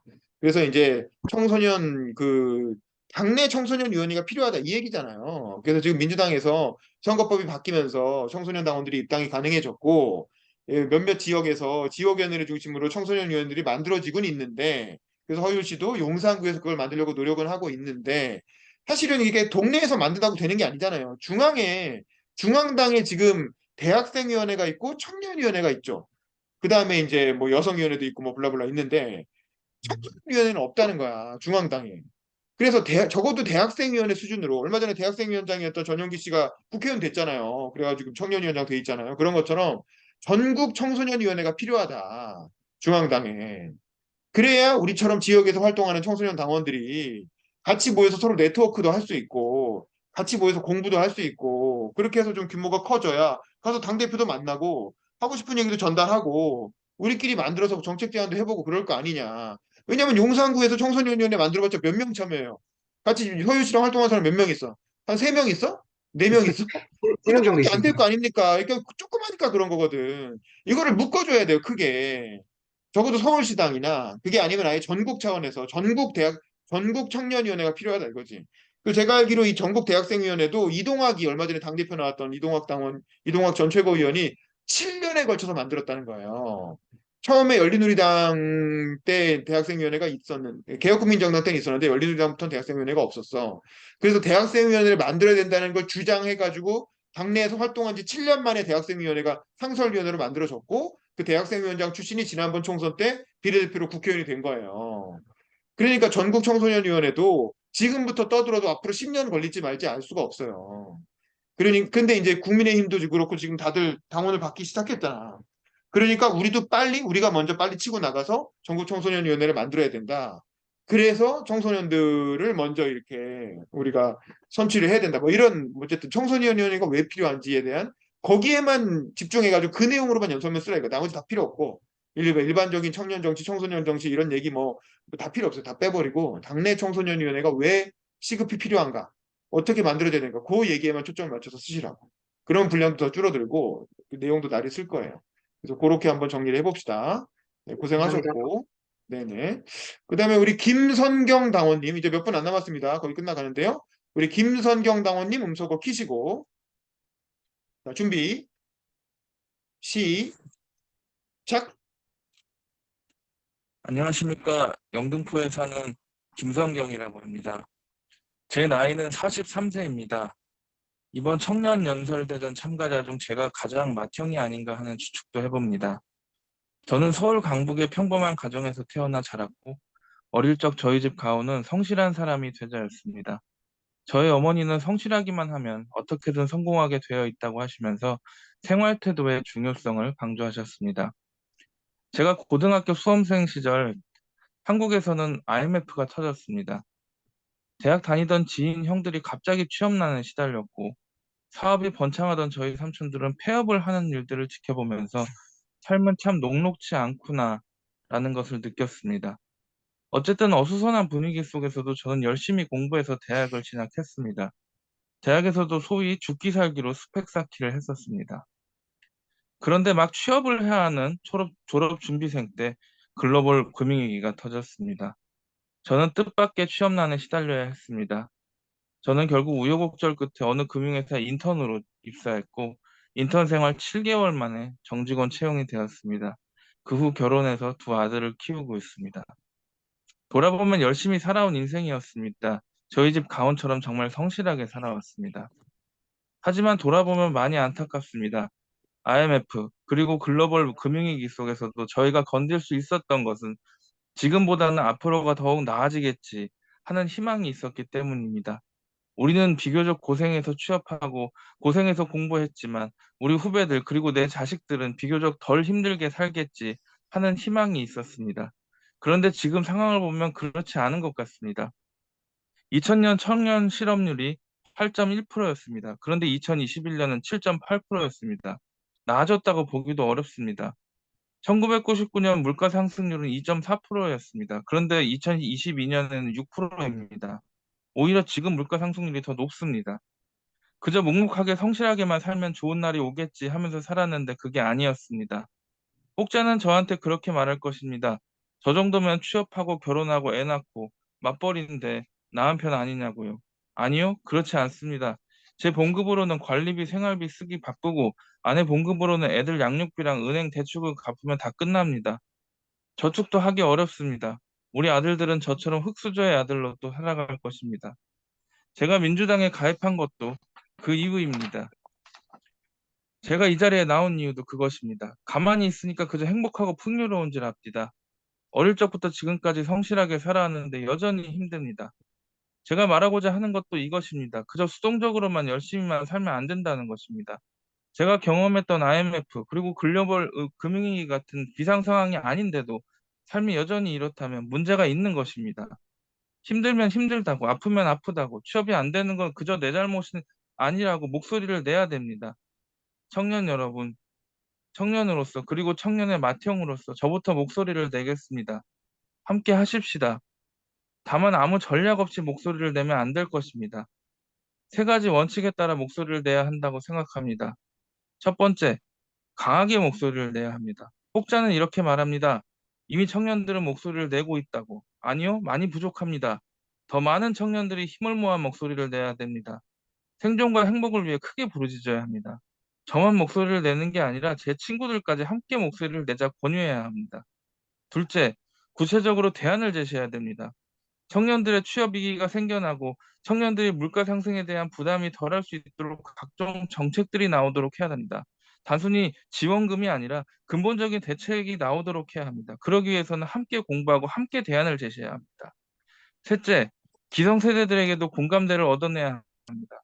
청년들이 지금 많이 힘들다고, 그게 남의 얘기가 아니라고, 당신들의 손자, 당신들의 아들들의 이야기인 거라고, 청년들이 희망을 잃어가면 대한민국에는 미래도 없다고 말입니다. 청년들이 꿈꾸는 세상, 그것이 무엇인지를 울부짖읍시다. 노력하면 노력하는 대로 성공할 수 있는 세상, 반드시 이루어야 합니다. 내일은 오늘의 준비로 결정된다는 말이 있습니다. 그 준비 같이 하십시다. 다 같이 단합해서 세상을 바꿔봅시다. 그래야 우리의 미래뿐 아니라 우리의 자식들의 미래도 행복해진다는 점 강조하면서 연설 마치도록 하겠습니다. 감사합니다. 네, 감사합니다. 우리 박민정, 중구 성동을의 박민정 당원님 음소거 키시고 코멘트 부탁드립니다. 좋은 점 하나, 고칠 점 하나. 아, 네. 당원님도 저랑 월요일 날 같이 이제 하고 이번 주에 두 번째 참석인데, 그때보다 확실히 좀 메시지가 간결해져서 정리가 되는 것 같아서, 한 번에 좀 이해가 확 되는 것 같아서 훨씬 좋았고요. 근데 조금 아쉬운 점은 저는 오히려 첫 번째 연설 때 좋았던 게 되게 감정이입을 해서 되게 이제 그런 감정이 흘러나오는 게 약간 동화되는 그런 느낌이 되게 좋았거든요. 근데 이제 약간 좀 많이 차분해지시다 보니까 그때 그런 격렬한 절실함이 조금 덜 느껴지는 것 같아서 그때처럼 클라이맥스가 좀 더 있었으면 좋겠다는 생각했습니다. 잘 들었습니다. 네, 그 다음에 유주영 당원님, 광진을의 유주영 당원님도 음소거 키시고 비디오 키시고 코멘트 부탁드립니다. 개인 서사를 말하듯이 조근조근 말씀해 주셔서 귀에 잘 들어왔고 진솔하게 느껴졌고요. 근데 이제 기회 방법론 얘기하실 때는 조금 너무 원론적인 얘기들이 아니었나라는 생각이 좀 들었습니다. 네, 감사합니다. 우리 최아리 캐스터님 코멘트 해주시죠. 네. 이게 지난번보다 많이 감정을 좀 억누르신 거였구나. 저는 오히려 처음 이제 뵈니까 감정이 느껴져서 좋았다라는 말씀 드리고 싶었거든요. 예. 그런데 이제 한 가지 아쉬운 거는 목소리 자체는 호소력이 있는데 표정이 너무 좀 풍부하시면 좋을 것 같아요. 사실 저도 80초 방송을 하거든요. 제가 딱 날씨하는 시간에 80초인데 그 사이에 이 타이밍에는 앞을 보고 이 타이밍은 봤을 때 심지어 옆을 봤을 때 앞에서 보는 내 옆모습이 어떨지까지 상상하면서 미소를 적당히 짓고 뭐 제스처를 어느 정도 하고 그리고 너무 심각할 수 있으니 마지막에는 어떻게 미소를 짓자 이렇게 제 나름대로도 이제 뭐 언어적인 서사뿐만 아니라 비언어적인 서사까지 그려가면서 방송을 하거든요. 그래서 그런 좀 표정이 조금 더 다양해지면 충분히 좋은 연설이 될 수 있을 것 같고요. 사실 초반에 뭐 IMF 얘기, 어머니 이야기 왜 하나 싶었는데 막판으로 가니까 결국 내가 어떤 믿었던 성공이라는 그런 신념인 성실이 나를 좀 배반한 이야기, 우리가 이것을 고지고대로 받아들이면 안 된다라는 그런 이야기였잖아요. 그래서 결론이 조금 더 빨리 나와도 괜찮을 것 같아요. 예. 여기까지입니다. 네, 수고하셨습니다. 저도 지난번에 이어서 두 번째 들은 거죠. 잘 이제 좋아진 점도 있고 좀 아쉬운 점이 있는데, 일단 좋아진 점 분량 확 줄였다는 건 되게 장점이에요. 지난번에는 사실상 8분 하셨거든요. 거의 두 배를 한 거야. 그러니까 이제 그게 그 기간이 길어지면서 그만큼 이제 이렇게 빌드업이 된 거지. 그래서 마지막에 끝부분에 클라이맥스 부분에서 뭔가 이렇게 분노의 치를 떠는 듯한 이렇게 그런 느낌이 빡 나오면서 이제 클라이맥스로 감정이 확 전해졌는데, 그래서 그 부분이 좋았던 거죠. 근데 이제 분량을 줄이다 보니까 그렇게 빌드업 되는 게 이제 약해진 거지. 그러니까 감정적인 어떤 호소력이 좀 떨어진 면은 있긴 있는 것 같아요. 또 본인이 두 번째 읽다 보니까 좀 차분해진 면도 있는 것 같고. 근데 실제로 그 대회에 나갔을 때는 그 감정선을 잘 살리면서 빵 하고 터트릴 필요가 좀 있겠죠. 그 다음에 저는 처음에 43세라서 아마 내가 제일 나이가 많을 것 같다라고 했는데 아닐 수도 있을 것 같고, 지난번 1차 때도 그 첨삭 같이 하던 배병용 씨가 내가 더 많은데? 라고 이렇게 얘기한 적도 있었죠. 그러니까 굳이 나이를 가지고 소개하실 필요는 없을 것 같고, 지난번 연설에서 데이 포인트는 바둑기사 얘기였거든요. 내가 어렸을 때 바둑기사 출신인데 이러저러해서 못하게 됐고 그래도 취업해가지고 애 낳고 잘 살고 있지 않냐, 바둑기사 치고는 뭐 미생무주인 것보다 내가 더 잘 된 것 같다, 뭐 이런 얘기도 하셨는데, 그 부분이 빠지니까 김성경 씨의 이야기에 그냥 어떤 특장점이 사라져 버린 거예요. 그게 사실은 김성경 씨가 좀 특별한 점이에요. 그러니까 일반 직장인이 아니라, 보통 직장인이 아니라 바둑기사 출신이라는 게 하나의 스토리가 되는 건데, 그걸 빼버리니까 그냥 평범한 직장인의 그냥 후소가 돼버리는 거지. 그래서 저는 앞에 44살 나이 얘기를 빼더라도 차라리 바둑기사 얘기를 한두 문장이라도 살려서 넣고, 그 다음에 이 카메라 구도가 지금 이렇게 보면 밑에서 이렇게 찍고 있잖아요. 아무리 잘생긴 사람도 이렇게 이러면 잘생겨 보일 수가 없습니다. 무슨 얘기인지 아시겠죠? 어, 카메라를 위로 올려서 이른바 얼짱 각도. 적어도 나랑 시선이 이제 카메라가 맞게끔 해주셔야 되고, 그런데 지금 손으로 들고 있잖아요. 그러니까 실제로 예선할 때는 거치대를 이렇게 산바리 같은 걸로 이렇게 올려가지고, 이렇게 해서 위쪽에서 나를 찍게끔 이렇게 해주시고, 그리고 복장도 뭐 지금 밤이니까 이러셨겠지만, 이왕, 왜냐면 눈도 그 뿔테 안경이 굉장히 이렇게 강한 인상을, 이렇게 딱 봐도 아저씨구나 이런 느낌이 딱 드는 이제 그런 옛날식 뿔테 안경, 어쩔 수 없는데 옷이라도 정장을 딱 갖춰 입으시고, 실제로 예선하실 때는. 그리고 배경도 제가 이렇게 한 것처럼 필터를 써가지고 배경을 다 날리던가, 깔끔하게 그냥 흰색으로 만들던가 뭘 날리던가, 아니면 뒤에 책이라도 이렇게 놓고 하던가, 어쨌든 배경도 좀 신경 써주시고, 왜냐면 내용이 좋으니까 좀 그런 비주얼적인 면을 좀 더 신경을 썼으면 좋겠어요. 그래서 이제 어쨌든 딱 봤을 때, 아, 이 사람 뭔가 느낌을, 그리고 바둑기사 출신이라 컨셉이니까, 그런 바둑기사 그에 맞게 뭐 정장이나 뭐 그런 옷을 입는다든가 생각해 보시고, 그 다음에 저는 그래서 마지막에는 그래서 이제 결국에 뭐냐면 청년들이 목소리를 내자. 근데 그냥 내는 게 아니라 전략적으로 내자. 그래서 첫째, 뭐 강하게 해야 된다. 둘째, 함께 해야 된다. 뭐 셋째, 뭐 이런 거잖아요. 그런 전략적인 사고가 약간 저는 바둑에서 왔다고 생각이 들거든요. 바둑이 대표적인 전략 게임이잖아요. 그래서 처음에 바둑 기사 얘기 쓰고 마지막에 첫째, 둘째, 셋째 얘기하면서 마지막 부분에 제가 배운 바둑에서는 뭐 이렇게 하라고 합니다. 라면서 바둑 용어를 하나 써가지고 마무리를 한다든가. 그래서 우리 이렇게 전략적으로 합시다. 그렇게 해서 이 지는 바둑이 아니라 이기는 바둑을 더 봅시다. 뭐 이렇게 한다든가. 그래서 바둑 기사라고 하는 본인의 장점을 살리라는 거죠. 연설에. 그러면 나중에 연설 끝나더니 사람들은 바둑만 기억할 거예요. 그래도 그게 이 김성경 씨 하나의 특장점이 되는 거예요. 하나의 개성이 되는 거고. 그래서 그걸 가지고, 왜냐면 내용은 그대로 살리되, 그 얘기를 앞뒤에 좀 붙여주시면 굉장히 좋은 연설이 될 거다라는 생각이 듭니다. 어른이 잘 알아들어 주셨을 거라고 생각을 하고, 조금만 고쳐서 한 번 더 해보시죠. 어쨌든 고생하셨습니다. 네, 너무 좋은 감사합니다. 연설, 네, 너무 좋은 연설이 될 것 같아요. 자, 마지막이죠, 이제. 마지막. 우리 동대문 카페 봉건우 상호님. 봉건우 당원님 음소거 키시고 들어오시죠. 자, 준비, 시작. 민주당의 일원이 된 보수 청년 그렇기에 안녕하십니까. 저는 서울시내 한 대학에서 총학생회장으로서 임기를 마치고 더불어민주당의 일원이 되어 동대문갑 대학생위원장을 맡게 된 대학생 봉건우입니다. 먼저 오랜 시간 동안 더불어민주당의 일원으로서 당의 발전과 대한민국 정치의 미래를 치열하게 고민해 오신 이 자리의 많은 청년당원분들께 존경과 감사의 인사를 올립니다. 저는 오늘 이 자리에서 입당한 지 한 달밖에 되지 않은 신입당원인 제가 생각하는 더불어민주당이 나아가야 할 길이 무엇인지, 더불어민주당은 국민과 대한민국에 어떤 존재여야 하는지 제가 짧게나마 살아왔던 삶을 바탕으로 말씀드리고자 합니다.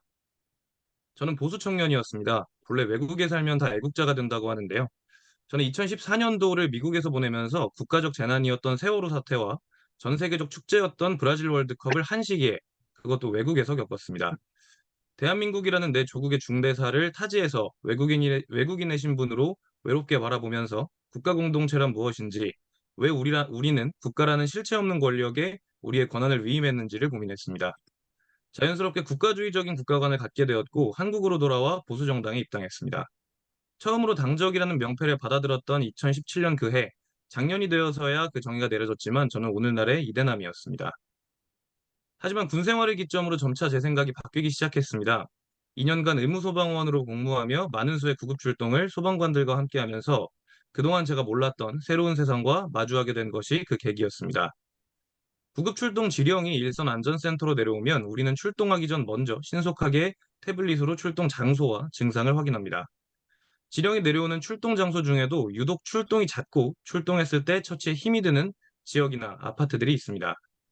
바로 우리 사회가 적절히 보호하고 보듬지 못한 사람들, 저소득층이나 독거노인 등 우리 사회 약자들이 많이 거주하는 곳입니다.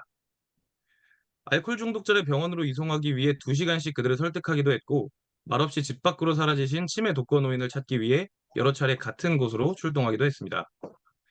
아직도 기억 속에서 완전히 지우지 못한 자살, 도둑사 현장을 마주한 적도 있었습니다. 하지만 그 속에서도 꽃은 피어나고 있었습니다. 유달리 그 아파트에 있는 놀이터에는 더욱 많은 아이들이 더욱 활기찬 모습으로 뛰놀고 있었습니다. 저는 제가 살아왔던 제 삶과 제 성취가 공정한 경쟁 속에서 이루어진 것인 줄만 알고 살아왔습니다. 한때 체육학과 진학을 꿈꾸고 운동에만 열중했기 때문에 공부엔 비교적 소홀했던 제가 대학 입학을 목표로 하고 나서는 밤을 지새우며 무릎팍에 샤프를 찍어가며 잠을 깨어가며 공부했습니다. 그때 박혀서 아직도 뽑지 못하고 남아있는 샤프심 때문에 생긴 상처 자국은 제 훈장으로 여기고 살아왔습니다.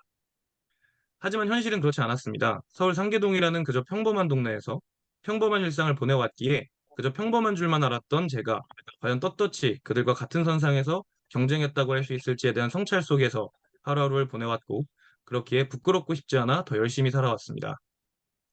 그렇기에 민주당을 선택했습니다. 더욱 과감하게 기득권을 내려놓고 약자와 함께 더욱 깊은 민생 속으로 들어갈 원동력과 용기를 가졌고, 그만한 역사적 소명과 성과를 동시에 가진 정당이라고 생각했습니다. 그렇기에 한때 보수정당의 일원이었던 저는 더불어민주당과 함께하겠다고 확신했습니다. 이번 연설대전에 이 주제를 바탕으로 연설하는 것이 옳은지에 대해 오랜 기간 고민했습니다. 그 결과 신입당원인 제가 진짜 민주당에 하고 싶은 이야기를 할 수 있는 이 주제가 더 많은 의미를 저와 민주당에 가져다 줄 것이라고 확신했습니다. 그렇기에 이 주제로 제 성찰과 성장의 스토리를 소탈하게 풀어내겠다고 다짐했습니다. 저는 더불어민주당이 제 이야기를 들어줄 것이라 믿습니다. 그리고 제 뜻과 함께할 것이라고 믿습니다. 정당과 당파가 아닌 기득권을 내려놓지 못하는 후진 정치의 모습이 아닌 진짜 민생과 민심을 최우선으로 하는 실용정당으로 거듭나야 합니다. 정쟁할 시간이 없습니다. 우리가 정쟁하는 시간에 진정 도움이 필요한 누군가는 시름시름 알아가고 있고 무럭무럭 자라야 할 꽃들은 고통 속에 자양분을 빼앗기고 있습니다. 더욱 많은 국민과 함께하는 더불어민주당이 되어 주십시오. 권력의 눈치가 아닌 민심을 두려워하고 정치적 수사가 아닌 민심의 본질을 깨닫고 행동하는 정당이 되어 주십시오. 국민 누구나 마음속에 품고 있는 한 줌의 씨앗이 정치라는 걸음을 만나 한 아름의 꽃으로 피어날 수 있게 해주십시오. 저는 연설문을 내려놓는 지금 이 순간부터 더욱 간절하게 더불어민주당과 함께하겠습니다. 감사합니다. 네, 수고하셨습니다. 우리 허율당원님 음소거 키시고, 자, 코멘트, 좋은 점 하나, 고칠 점 하나 얘기해 네, 주세요. 너무 저도 동감하는 내용이고 너무 인상 깊게 들었고요. 근데 단지 하나 꼽자면은 약간 뭔가 말씀하시려는 주제를 하나로 묶어주시면은 좀 더 간략하게 들리지 않을까 생각이 듭니다. 네, 그 다음에 우리 이원욱 당원님, 금천구의 이원욱 당원님 음소거 키시고 코멘트 해주세요. 좋은 점 하나, 고칠 점 하나. 많은 분들이 말씀 안 하실 것 같은 이제 보수 청년 같은 스토리가 되게 특이하잖아요. 어떻게 보면은 이런 게 좀 처음 이목 잡기에는 되게 좋을 것 같은데 아쉬웠던 점은 그 당원님께서 말씀하실 때 그냥 같은 톤으로 쭉 이어지는 것 같아가지고 처음부터 끝까지 되게 본인만의 그런 본인만의 스토리가 있는데 그거를 높낮이를 통해서 좀 강조하고 약간 힘 빼고 하면은 좀 청자 입장에서 더 듣기 좋지 않을까라고 생각이 듭니다. 네, 우리 최아리 캐스터님 음소거 키시고 코멘트 해주시죠. 네. 굉장히 카리스마가 있으시네요. 네. 그리고 굉장히 자신감 있는 말투도 좋았는데요. 네, 전반적으로 약간 말투가 살짝 연륜이 있으신 것 같은 느낌이 들어서 아니, 되게 청년인데 어른이 말하는 느낌이 좀 들었거든요. 그래서 말투가 조금만 더 상냥하고 친절해도 좋을 것 같아요. 예, 이미 갖고 계시는 모습 자체가 카리스마가 있어서 청중을 압도하는 힘은 확실히 있으신 것 같거든요. 그리고 말하거나 글 쓰는 능력도 출중하신 것 같고, 근데 다만 이 말의 속도를 호흡이 따라가지 못하니까 약간 중간중간에 이렇게 입술을 이렇게 훔치는 혓바닥으로 훔치는 것들이 어, 조금 자주 좀 빈번하게 나타나거든요. 그런 거를 조금만 더 인지를 하셔서 컨트롤 하시면 좋을 것 같고요. 뭐 말의 속도도 있지만 높낮이도 있잖아요. 말에 높고 뭐 낮고 느리게 얘기를 할 수도 있고 아니면 말이 늘릴 수도 있고 쉬었다가 할 수도 있고 그러니까 좀 다양하게 그런 좀 테크닉들을 좀 이용을 하셔도 좋을 것 같습니다. 예, 전반적으로는 저는 근데 너무 좋았습니다. 네. 네. 음. 저도 굉장히 좋게 들었고, 특히 가장 좋았던 부분은 제목을 맨 앞에 얘기했다는 거예요. 이것도 하나의 스킬인데, 민주당의 일원이 된 보수 청년, 그렇기에. 안녕하세요. 뭐, 청년 봉건우 청입니다. 뭐, 이렇게, 도입부의 제목을 딱 얘기하고 시작을 하니까 바로 관심이 확 집중이 되면서, 이 사람 얘기를 우리가 왜 들어야 되는가에 대해서 기본적으로 딱 설득이 되잖아요. 아, 보수 청년이 민주당에 들어왔대. 그럼 어떻게 안 들을 수가 있어요. 당연히 집중해서 듣게 되겠죠. 그래서 요런 전략 되게 좋습니다. 제목을 앞에 딱 얘기하는 전략. 그리고 나서 본인의 서사가 쭉 나옵니다. 입당한 지 한 달 된 신입 당원인데 외국 생활을 했고 그러다 보니까 애국심이 생겼고 그래서 보수 정당에 입당을 했는데 전형적인 이대남이었던 거죠. 그때는 몰랐지만. 근데 군대를 소방으로 가게 됐어. 소방을 가다 보니까 사회적 약자들을 본의 아니게 업무적으로 계속 보게 됐어. 그러다 보니까 이 약자들을 보호하는 게 더 중요하겠구나라는 생각이 들어서 사회적 약자를 위한다는 정당이 민주당으로 이제 다시 이렇게 당적을 바꾸게 된 거죠. 뭐 그런 스토리는 아주 좋습니다. 굉장히 어떤 서사가 설득력이 있고 물 흐르듯이 잘 이렇게 흘러가는데 근데 이제 이게 거기까지는 좋아요. 근데 그래서 뭘 하자는 거냐? 대한 어떤 메시지가 최종적으로 이 서사를 가지고 무슨 얘기를 하려는 건지에 관한 어떤 그렇기에라고 했을 때 그렇기의 뒷부분이 애매한 거지. 그냥 그 민생 정당이 된다고 싸울 시간이 없다. 뭐 민생 정당이 돼야 된다. 뭐 이런 약자를 말은 그렇게 하는데 그게 그냥 이렇게 좋은 정치 해달라는 그냥 원론적인 수준의 얘기니까 조금 좀 애매한 것 같아요. 그래서 그걸 하기 위해서 지금 당장 뭘 하라든가. 예를 들면 뭐 사법 리스크니 뭐 이재명 대표 방탄 이런 거에만 얽매이지 말고 법 하나라도 통과시켜 보라든가. 아까 유지영 당원님이 얘기한 중대재해처벌법이라든가 아니면 요즘 노란봉투법이라든가 뭐 하여간 뭐 본인이 생각할 때 우리 사회의 진정한 약자에게 도움이 되는 국회의원은 법을 만드는 기관이잖아요. 그러니까 그러면 이런 거 한번 해보자라든가 그런 제안이 나오든가 뭐 그게 하나 있었으면 좋겠고 또 하나는 상계동에 살았다고 얼핏 얘기했는데 상계동 하면 떠오르는 게 또 이준석이잖아요. 그래서 제 생각에는 이준석을 갖고 한번 유머를 칠 수도 있지 않을까. 뭔가 이준석을 활용해서 그것도 한번 고민해 보시고 하는 포인트로 너무 진지하게만 가면 좀 재미없으니까 약간 이제 활용해 보면 좋을 것 같고 또 하나는 이제 그런 생각이 들어요. 왜냐하면 입당한 지 한 달밖에 안 됐고 또 이제 보수 정당에 있다가 넘어왔다고 하니까 이 양반이 그럼 민주당에는 계속 있을까? 뭐 이런 생각이 좀 청중 입장에서 들 수가 있을 것 같아요. 그러면 이제 이 사람이 과연 평생 민주당원으로 우리의 동지로 남을 것인가? 라고 하는 일단 이 타당에서 오신 분들한테 항상 그런 퀘스천이 따라붙거든요. 그러면 그랬을 때 나는 이렇게 뭐 예를 들면 나의 각오랄까 혹은 나는 뭘 하겠다 이거지. 내가 평생 민주당으로 남을 수 있게끔 민주당이 이런 정당이 되어줬으면 좋겠다. 그리고 그런 정당을 만들기 위해서 나는 어떤 기여를 하겠다. 왜냐하면 이 연설대회라는 건 기본적으로 자기의 실천이 먼저 제시가 돼야 청중들을 움직일 수가 있는 거잖아요. 그러니까 나는 뭘 하겠다. 그러니까 여러분도 함께 하자라든가. 여러분도 그런 정당을 만들기 위해 같이 노력하자라든가. 그 다음에 청중들한테 제안하는 방식으로.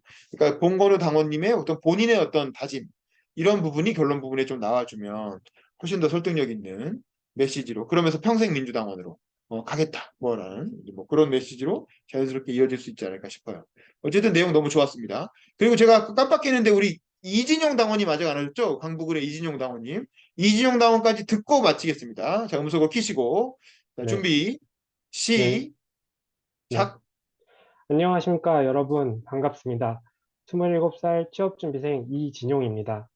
저는 독특한 아이였습니다. 초등학생 때부터 지금까지 뉴스를 보는 것을 좋아했습니다. 그것을 토대로 저는 많은 이슈와 가치에 대해 사유하게 되었고, 제가 지향하는 가치를 대변하는 정당을 응원해 주자는 마음에 법적 최소 가입 연령이던 만 19살에 민주당 권리당원에 가입하게 되었습니다. 그렇게 일상을 보내던 중 저는 아프리카에서 하는 손발 노동을 해야 했습니다. 월요일부터 토요일 아침 9시부터 밤 9시, 때로는 11시까지 일했습니다.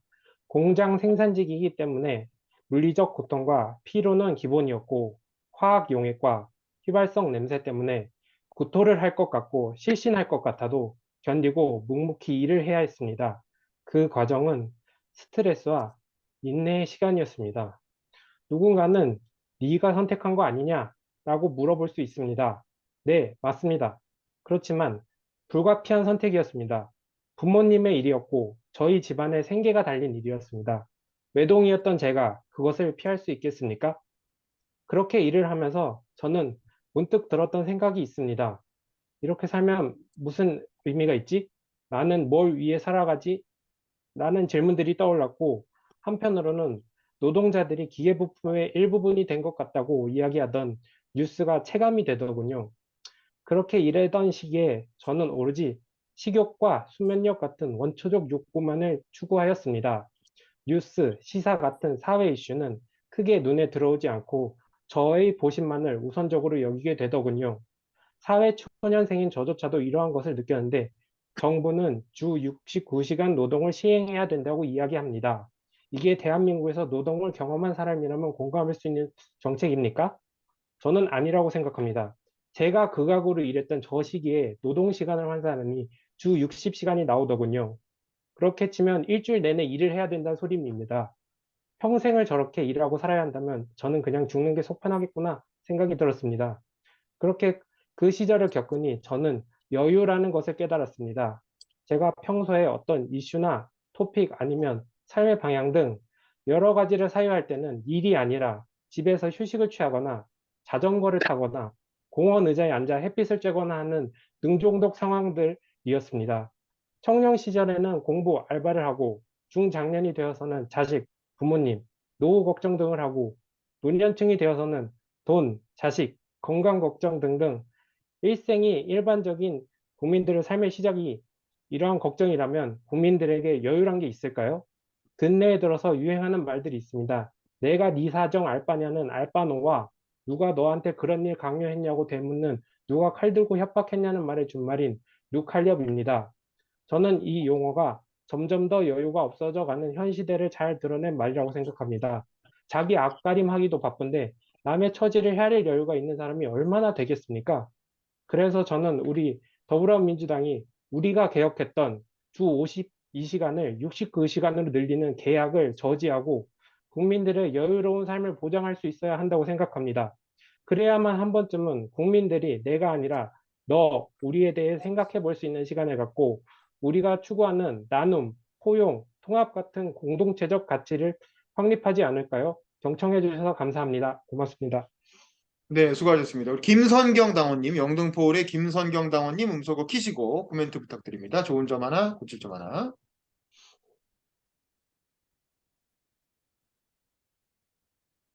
근데 소리가 안 들리네요? 말씀하고 계신 것 같은데? 안 들리시나요? 아, 예, 지금 들립니다. 말씀하세요. 아, 예. 제가 좀 약간 불을 꺼놓고 하고 있는데, 일단 코멘트를 드리자면은, 일단 표정이 되게 좀 귀여우세요. 사실 귀여우셔가지고 저는 아까 무표정이라는 말씀 들었는데, 좀 저보다는 좀 표정이 다채로우신 것 같아서 그것도 연설에 있어서는 좀 장점이 될 수 있을 거라는 생각이 좀 들고요. 근데 좀 너무 좀 침착하신 게 좀 이제 너무 시종일관 침착한 느낌이 좀 들어서 약간 강약 조절이 필요하지 않을까라는 생각을 좀 해봅니다. 네, 감사합니다. 우리 중구 성동울의 박민정 당원님 음소거 키시고 어떻게 들었는지 코멘트, 좋은 점 하나, 고칠 점 하나 얘기해 보시죠.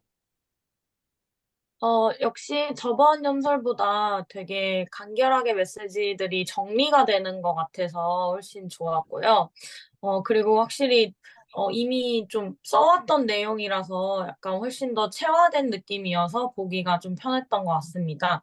근데 역시나 저번에도 그랬던 것 같은데 그 클라이맥스 부분이 정확히 강조가 안 돼서 어떻게 보면 연설을 한 문장으로 딱 머리에 남는 게 그렇게 크게 와닿지 않는 것 같아요. 그래서 뭐 클라이맥스나 아니면 한 줄 정리 같은 식으로 연설문의 그 메시지를 관통할 수 있는 문장을 하나 각인시켜주는 게 어떤가 하는 생각이 들었습니다. 잘 들었습니다. 네, 고생하셨고요. 우리 최아리 캐스터님 코멘트 해주시죠. 네. 그 예선도 그 줌으로 하죠. 줌으로. 예, 예선까지는 줌으로 하고 본선은 오프라인. 줌으로 하죠. 그러면 약간 비디오를 좀 더 신경 써주시면 좋을 것 같아요. 아까 기자님도 얘기하셨던 것처럼 옷차림을 좀 단정하게 한다든지, 왜냐면 외모가 너무 좀 귀여우신 느낌이 있으니까 사실은 네, 조금 더 힘이 실렸으면 좋겠거든요. 근데 이제 또 그것도 그렇지만 내용적인 측면에서 이렇게 듣다가 일하는 시간을 줄여달라. 그래야 내가 남을 도울 수 있다. 그러니까 결국에는 뭐 어떤 연대와 나눔을 위해서는 내 일하는 시간이 좀 줄어들어야 된다는 건가? 그러니까 뭔가 그 사이에 설득력이 좀 부족하다라는 느낌을 받았어요. 그 이진용 님께서 뭔가 현실에서 그럼에도 불구하고 열심히 애써 노력을 했지만 어떤 우여곡절을 거쳐서 힘든 부분이 있었기 때문에 이렇게까지 사회의 변화를 요구를 하고 있구나. 우리가 그런 변화에 동의를 해야겠다라는 좀 설득이 좀 부족했던 것 같아요. 네. 여기까지입니다. 네, 알겠습니다. 일단 지난번에 비해서 메시지가 확실히 좀 정리가 됐고 분량도 짧아져서 좋습니다. 핵심적인 내용 중심으로 잘 정리를 해주신 것 같은데 약간 재밌었던 부분이 이제 약간 좀 순치됐다 할까 좀 빠졌죠. 그러니까 저는 오늘 아프리카 이야기 하려고 나왔습니다. 그랬잖아요. 처음에 확 집중이 되는데 알고 보니까 이게 윤석열 대통령이 얘기했던 그 아프리카 손발노동은 아프리카에서나 하는 거 아니야? 뭐라고 말했던. 근데 이제 그 얘기가 그게 벌써 몇 년, 한 1년 된 얘기잖아요. 작년 대선 때 했던 얘기니까 그거를 기억하고 있는 사람도 있지만 그걸 이미 잊어먹은 사람들도 있어요. 그래서 그 얘기를 좀 잘 활용을 할 거면 차라리 그때 윤석열 대통령이 했던 워딩을 직접 인용을 해가지고 손발 노동은 아프리카에서 하는 거 아니에요? 윤석열 대통령이 후보 시절에 뭐 했던 뭐 이야기입니다. 뭐 이런 식으로 해서 이렇게 구체적으로 이게 윤석열 대통령이 했던 말이라는 걸 한번 언급을 해주시는 게 좋을 것 같고 그 다음에 어쨌든 뭐 본인의 가업이라 뭐 부모님이 하셔갖고 공장 생산 일했다 뭐 굳이 이런 얘기까지는 할 필요 없을 것 같고 어쨌든 개인적인 사정으로 공장 생산직으로 일해본 경험이 있는 거죠. 그래서 아프리카 사람들이나 한다는 손발 노동을 직접 했던 사람으로서 그럼으로써 윤석열 정부가 추진하는 노동시간 연장 이걸 뭐 60 몇 시간까지 62시간까지 일하게 한다는 게 자기는 그런 경험을 해본 사람으로서 이건 납득할 수 없다. 왜냐하면 이게 주로 아마 공장 노동 이런 생산직에 적용될 가능성이 큰데 그게 얼마나 힘든 과정인지를 안다면 그런 얘기 할 수 없는 거 아니냐 뭐 이런 식으로 그러면서 이제 알바노 누칼 협의 나오는 거고 결국에는 52시간 노동제를 지켜내자 저녁이 있는 삶을 지켜내자 뭐 이 얘기로 마무리가 되는 거잖아요. 저는 그렇다면 차라리 처음부터 도입부의 아프리카 얘기를 하고 나서 바로 그냥 저는 오늘 52시간 노동제의 중요성을 이야기하려고 이 자리에 나왔습니다. 라고 하면서 그냥 노동 시간에 관한 얘기를 하려는 거다. 그리고 이제 그 얘기를 딱 하고 그리고 그걸 지켜내는 게 왜 중요한지를 이제 그런 이렇게 본인의 어떤 노동 경험으로부터 충분히 설명을 해주시고 그리고 지금 민주당이 이렇게 그 정권 바뀌었다고 해서 우리 그 노동자들의 어떤 이렇게 삶이 이렇게 다시 퇴보하는 과정을 지켜볼 거냐. 우리가 나서서 이 노동자들 지켜내지 않으면 누가 이렇게 아프리카처럼서 손발 노동하는 우리 노동자들 누가 지키겠느냐라고 하면서 적극적으로 그들을 지키는 그 활동에 우리 민주당이 함께 하자. 나부터 적극 나서겠다. 뭐 이런 식으로 본인의 어떤 각오와 의지 그리고 이 민주당이 함께 여기 했으면 좋겠다라는 그런 메시지로 그렇게 연결을 시키면 뭐 좋을 것 같아요. 이미 어느 정도 정리가 됐는데 그래도 이제 그런 쪽으로 조금만 더 설득력을 높이는 방향으로 한번 써보시기를 바라겠습니다. 이제 끝내려고 했는데 자꾸 늦게 들어오시는 분들이 있네요. 그래서 우리 중랑갑의 김준영 당원님 들어오셨는데 혹시 연설문 써갖고 들어오신 건가요? 준비하셨나요? 음소거 죄송합니다. 키시고. 오늘은 연설만 준비를 했습니다. 오케이, 알겠습니다. 네. 잘하셨습니다. 원래 지금 배성용 당원님이 들어오신다고 하는데 뭐 시간 관계상 이게 소감 마칠 때까지 들어오면 듣고 아니면 그냥 못하는 걸로 할게요. 자, 오늘 소감 한번 나눠보겠습니다. 우리 허율 당원님부터 음소거 키시고 오늘 어땠는지 소감 좀 얘기해 주세요. 네. 더 고칠 점을 지금 더 찾았던 것 같습니다. 그리고 또 오늘 다른 분들 연설 들으면서, 어떻게 연설을 해야 될지도 좀 이제 감을 또 잡았던 것 같습니다. 오늘 다들 너무 수고 많으셨습니다. 감사합니다. 네, 고생하셨습니다. 자, 그 다음에 우리 이원욱 당원님, 금천의 이원욱 당원님 소감 말씀해 주세요. 우리 청년 당원분들 되게 목소리 좋은 분도 많으시고 내용도 너무 깊이 있어서 되게 인상 깊은 시간이었고요. 네, 오늘 윤봉기 기자님 고생 너무 많으셨습니다. 감사합니다. 네, 감사합니다. 영등포울의 김선경 당원님 음소거 키시고 소감 얘기해 주세요. 완전히 까맣게 불을 다 끄셨네요. 예. 사실 두 번째 이제 첨삭을 받으니까 좀 더 도움이 많이 되는 것 같고요. 다만 아까도 제가 뭐 말씀드렸다시피 이게 그 8분을 할 때는 좀 진짜 빌드업이 좀 됐었는데 시간을 줄이다 보니까 조금 임팩트인 것 같아요. 근데 세 번째 수고했습니다. 감사합니다. 알겠습니다. 네, 그다음 우리 이진용 당원님도 음소거 키시고 소감 얘기해 주세요. 월요일 날보다 좀 정리가 된 것 같아서 더 좋은 것 같고요. 오늘을 끝으로 안 할까 했는데 금요일도 해야 되나라는 생각이 들면서 네, 금요일 날 너무 또 밤새만 하는 거 아니야 이거? 자, 우리 차병민 당원님, 네, 차병민 당원님도 음소거 키시고 소감 얘기해 주세요. 네, 다들 늦은 시간까지 너무 고생해주셨고, 오늘 주신 피드백을 삼아서 앞으로는 좀 더 좋은 연설할 수 있도록 노력하겠습니다. 늦은 시간까지 고생하셨습니다. 감사합니다. 네, 감사합니다. 우리 박민정 당원님도 음소거 키시고 소감 얘기해 주세요. 이게 첨삭을 하면 할수록 사실 이 이슈에 대해서 더 많고 되게 깊은 구체적인 고민을 하게 되어서 그 점이 되게 많은 배움을 주는 것 같아요. 그리고 오늘도 또 역시 새로운 주제로 다양한 청년 여러분들의 목소리를 들을 수 있어서 너무 좋았고요. 첨삭을 피드백을 해주시는 보람이 있게끔 다음 연설문은 더 잘 준비해서 또 돌아오도록 하겠습니다. 감사합니다. 고생하셨어요. 알겠습니다. 그다음에 우리 유주영 당원님도 음소거 켜시고 소감 얘기해 주세요. 다른 분들 이야기 듣는 게 굉장히 많이 도움이 되고 몰랐던 사실들도 알게 돼서 공부가 많이 됐고요. 늦은 시간까지 고생 많으셨습니다. 감사합니다. 네, 우리 김준영 당원님은 듣기만 하셨는데 그냥 들은 소감 좀 얘기해 주시죠. 음소거 켜시고. 네, 사실은 이제 OT 참석도 못했고, 저는 오늘 또 사실은 퇴근하고 이제 바로 와서 네, 연설문 준비를 못했는데, 그래도 다른 선배 당원님들 목소리를 좀 들어보자 해서 들어왔습니다. 근데, 좀 보기에 비해서 나이가 많이 어려가지고 제가 앞으로 더 배울 게 많은 것 같은데, 금요일까지 뭐 열심히 준비해서 우리 대학생들 또 우리 청년들의 목소리를 얼마나 대변할 수 있는가 열심히 준비해서 또 다른 선배 당원님들께 들려주는 시간 잘 보내보고 싶습니다. 감사합니다. 알겠습니다. 마지막으로 최아리 캐스터님, 예, 소감 말씀해 네. 주시죠. 네, 늦은 시간까지 다들 고생 많으셨고요. 뭐 종종 제가 어떤 부분을 좀 보완하고 피드백을 드려야 되나 싶을 정도로 약간 그래도 2차 첨삭인데도 불구하고 전반적인 수준 자체가 꽤 높으신 것 같아요. 그렇기 때문에 계속해서 지금처럼 준비 잘 하시면 좋을 것 같습니다. 고생하셨습니다. 네, 사진 한번 찍고 마무리하겠습니다. 화면 잠깐 봐주세요. 하나, 둘, 셋. 확인 좀 해보겠습니다. 잠시만요. 네, 잘 됐습니다. 자, 수고하셨습니다. 그럼 금요일 밤에 또 봬요. 화이팅! 수고하셨습니다. 안녕히 주무세요. 고맙습니다.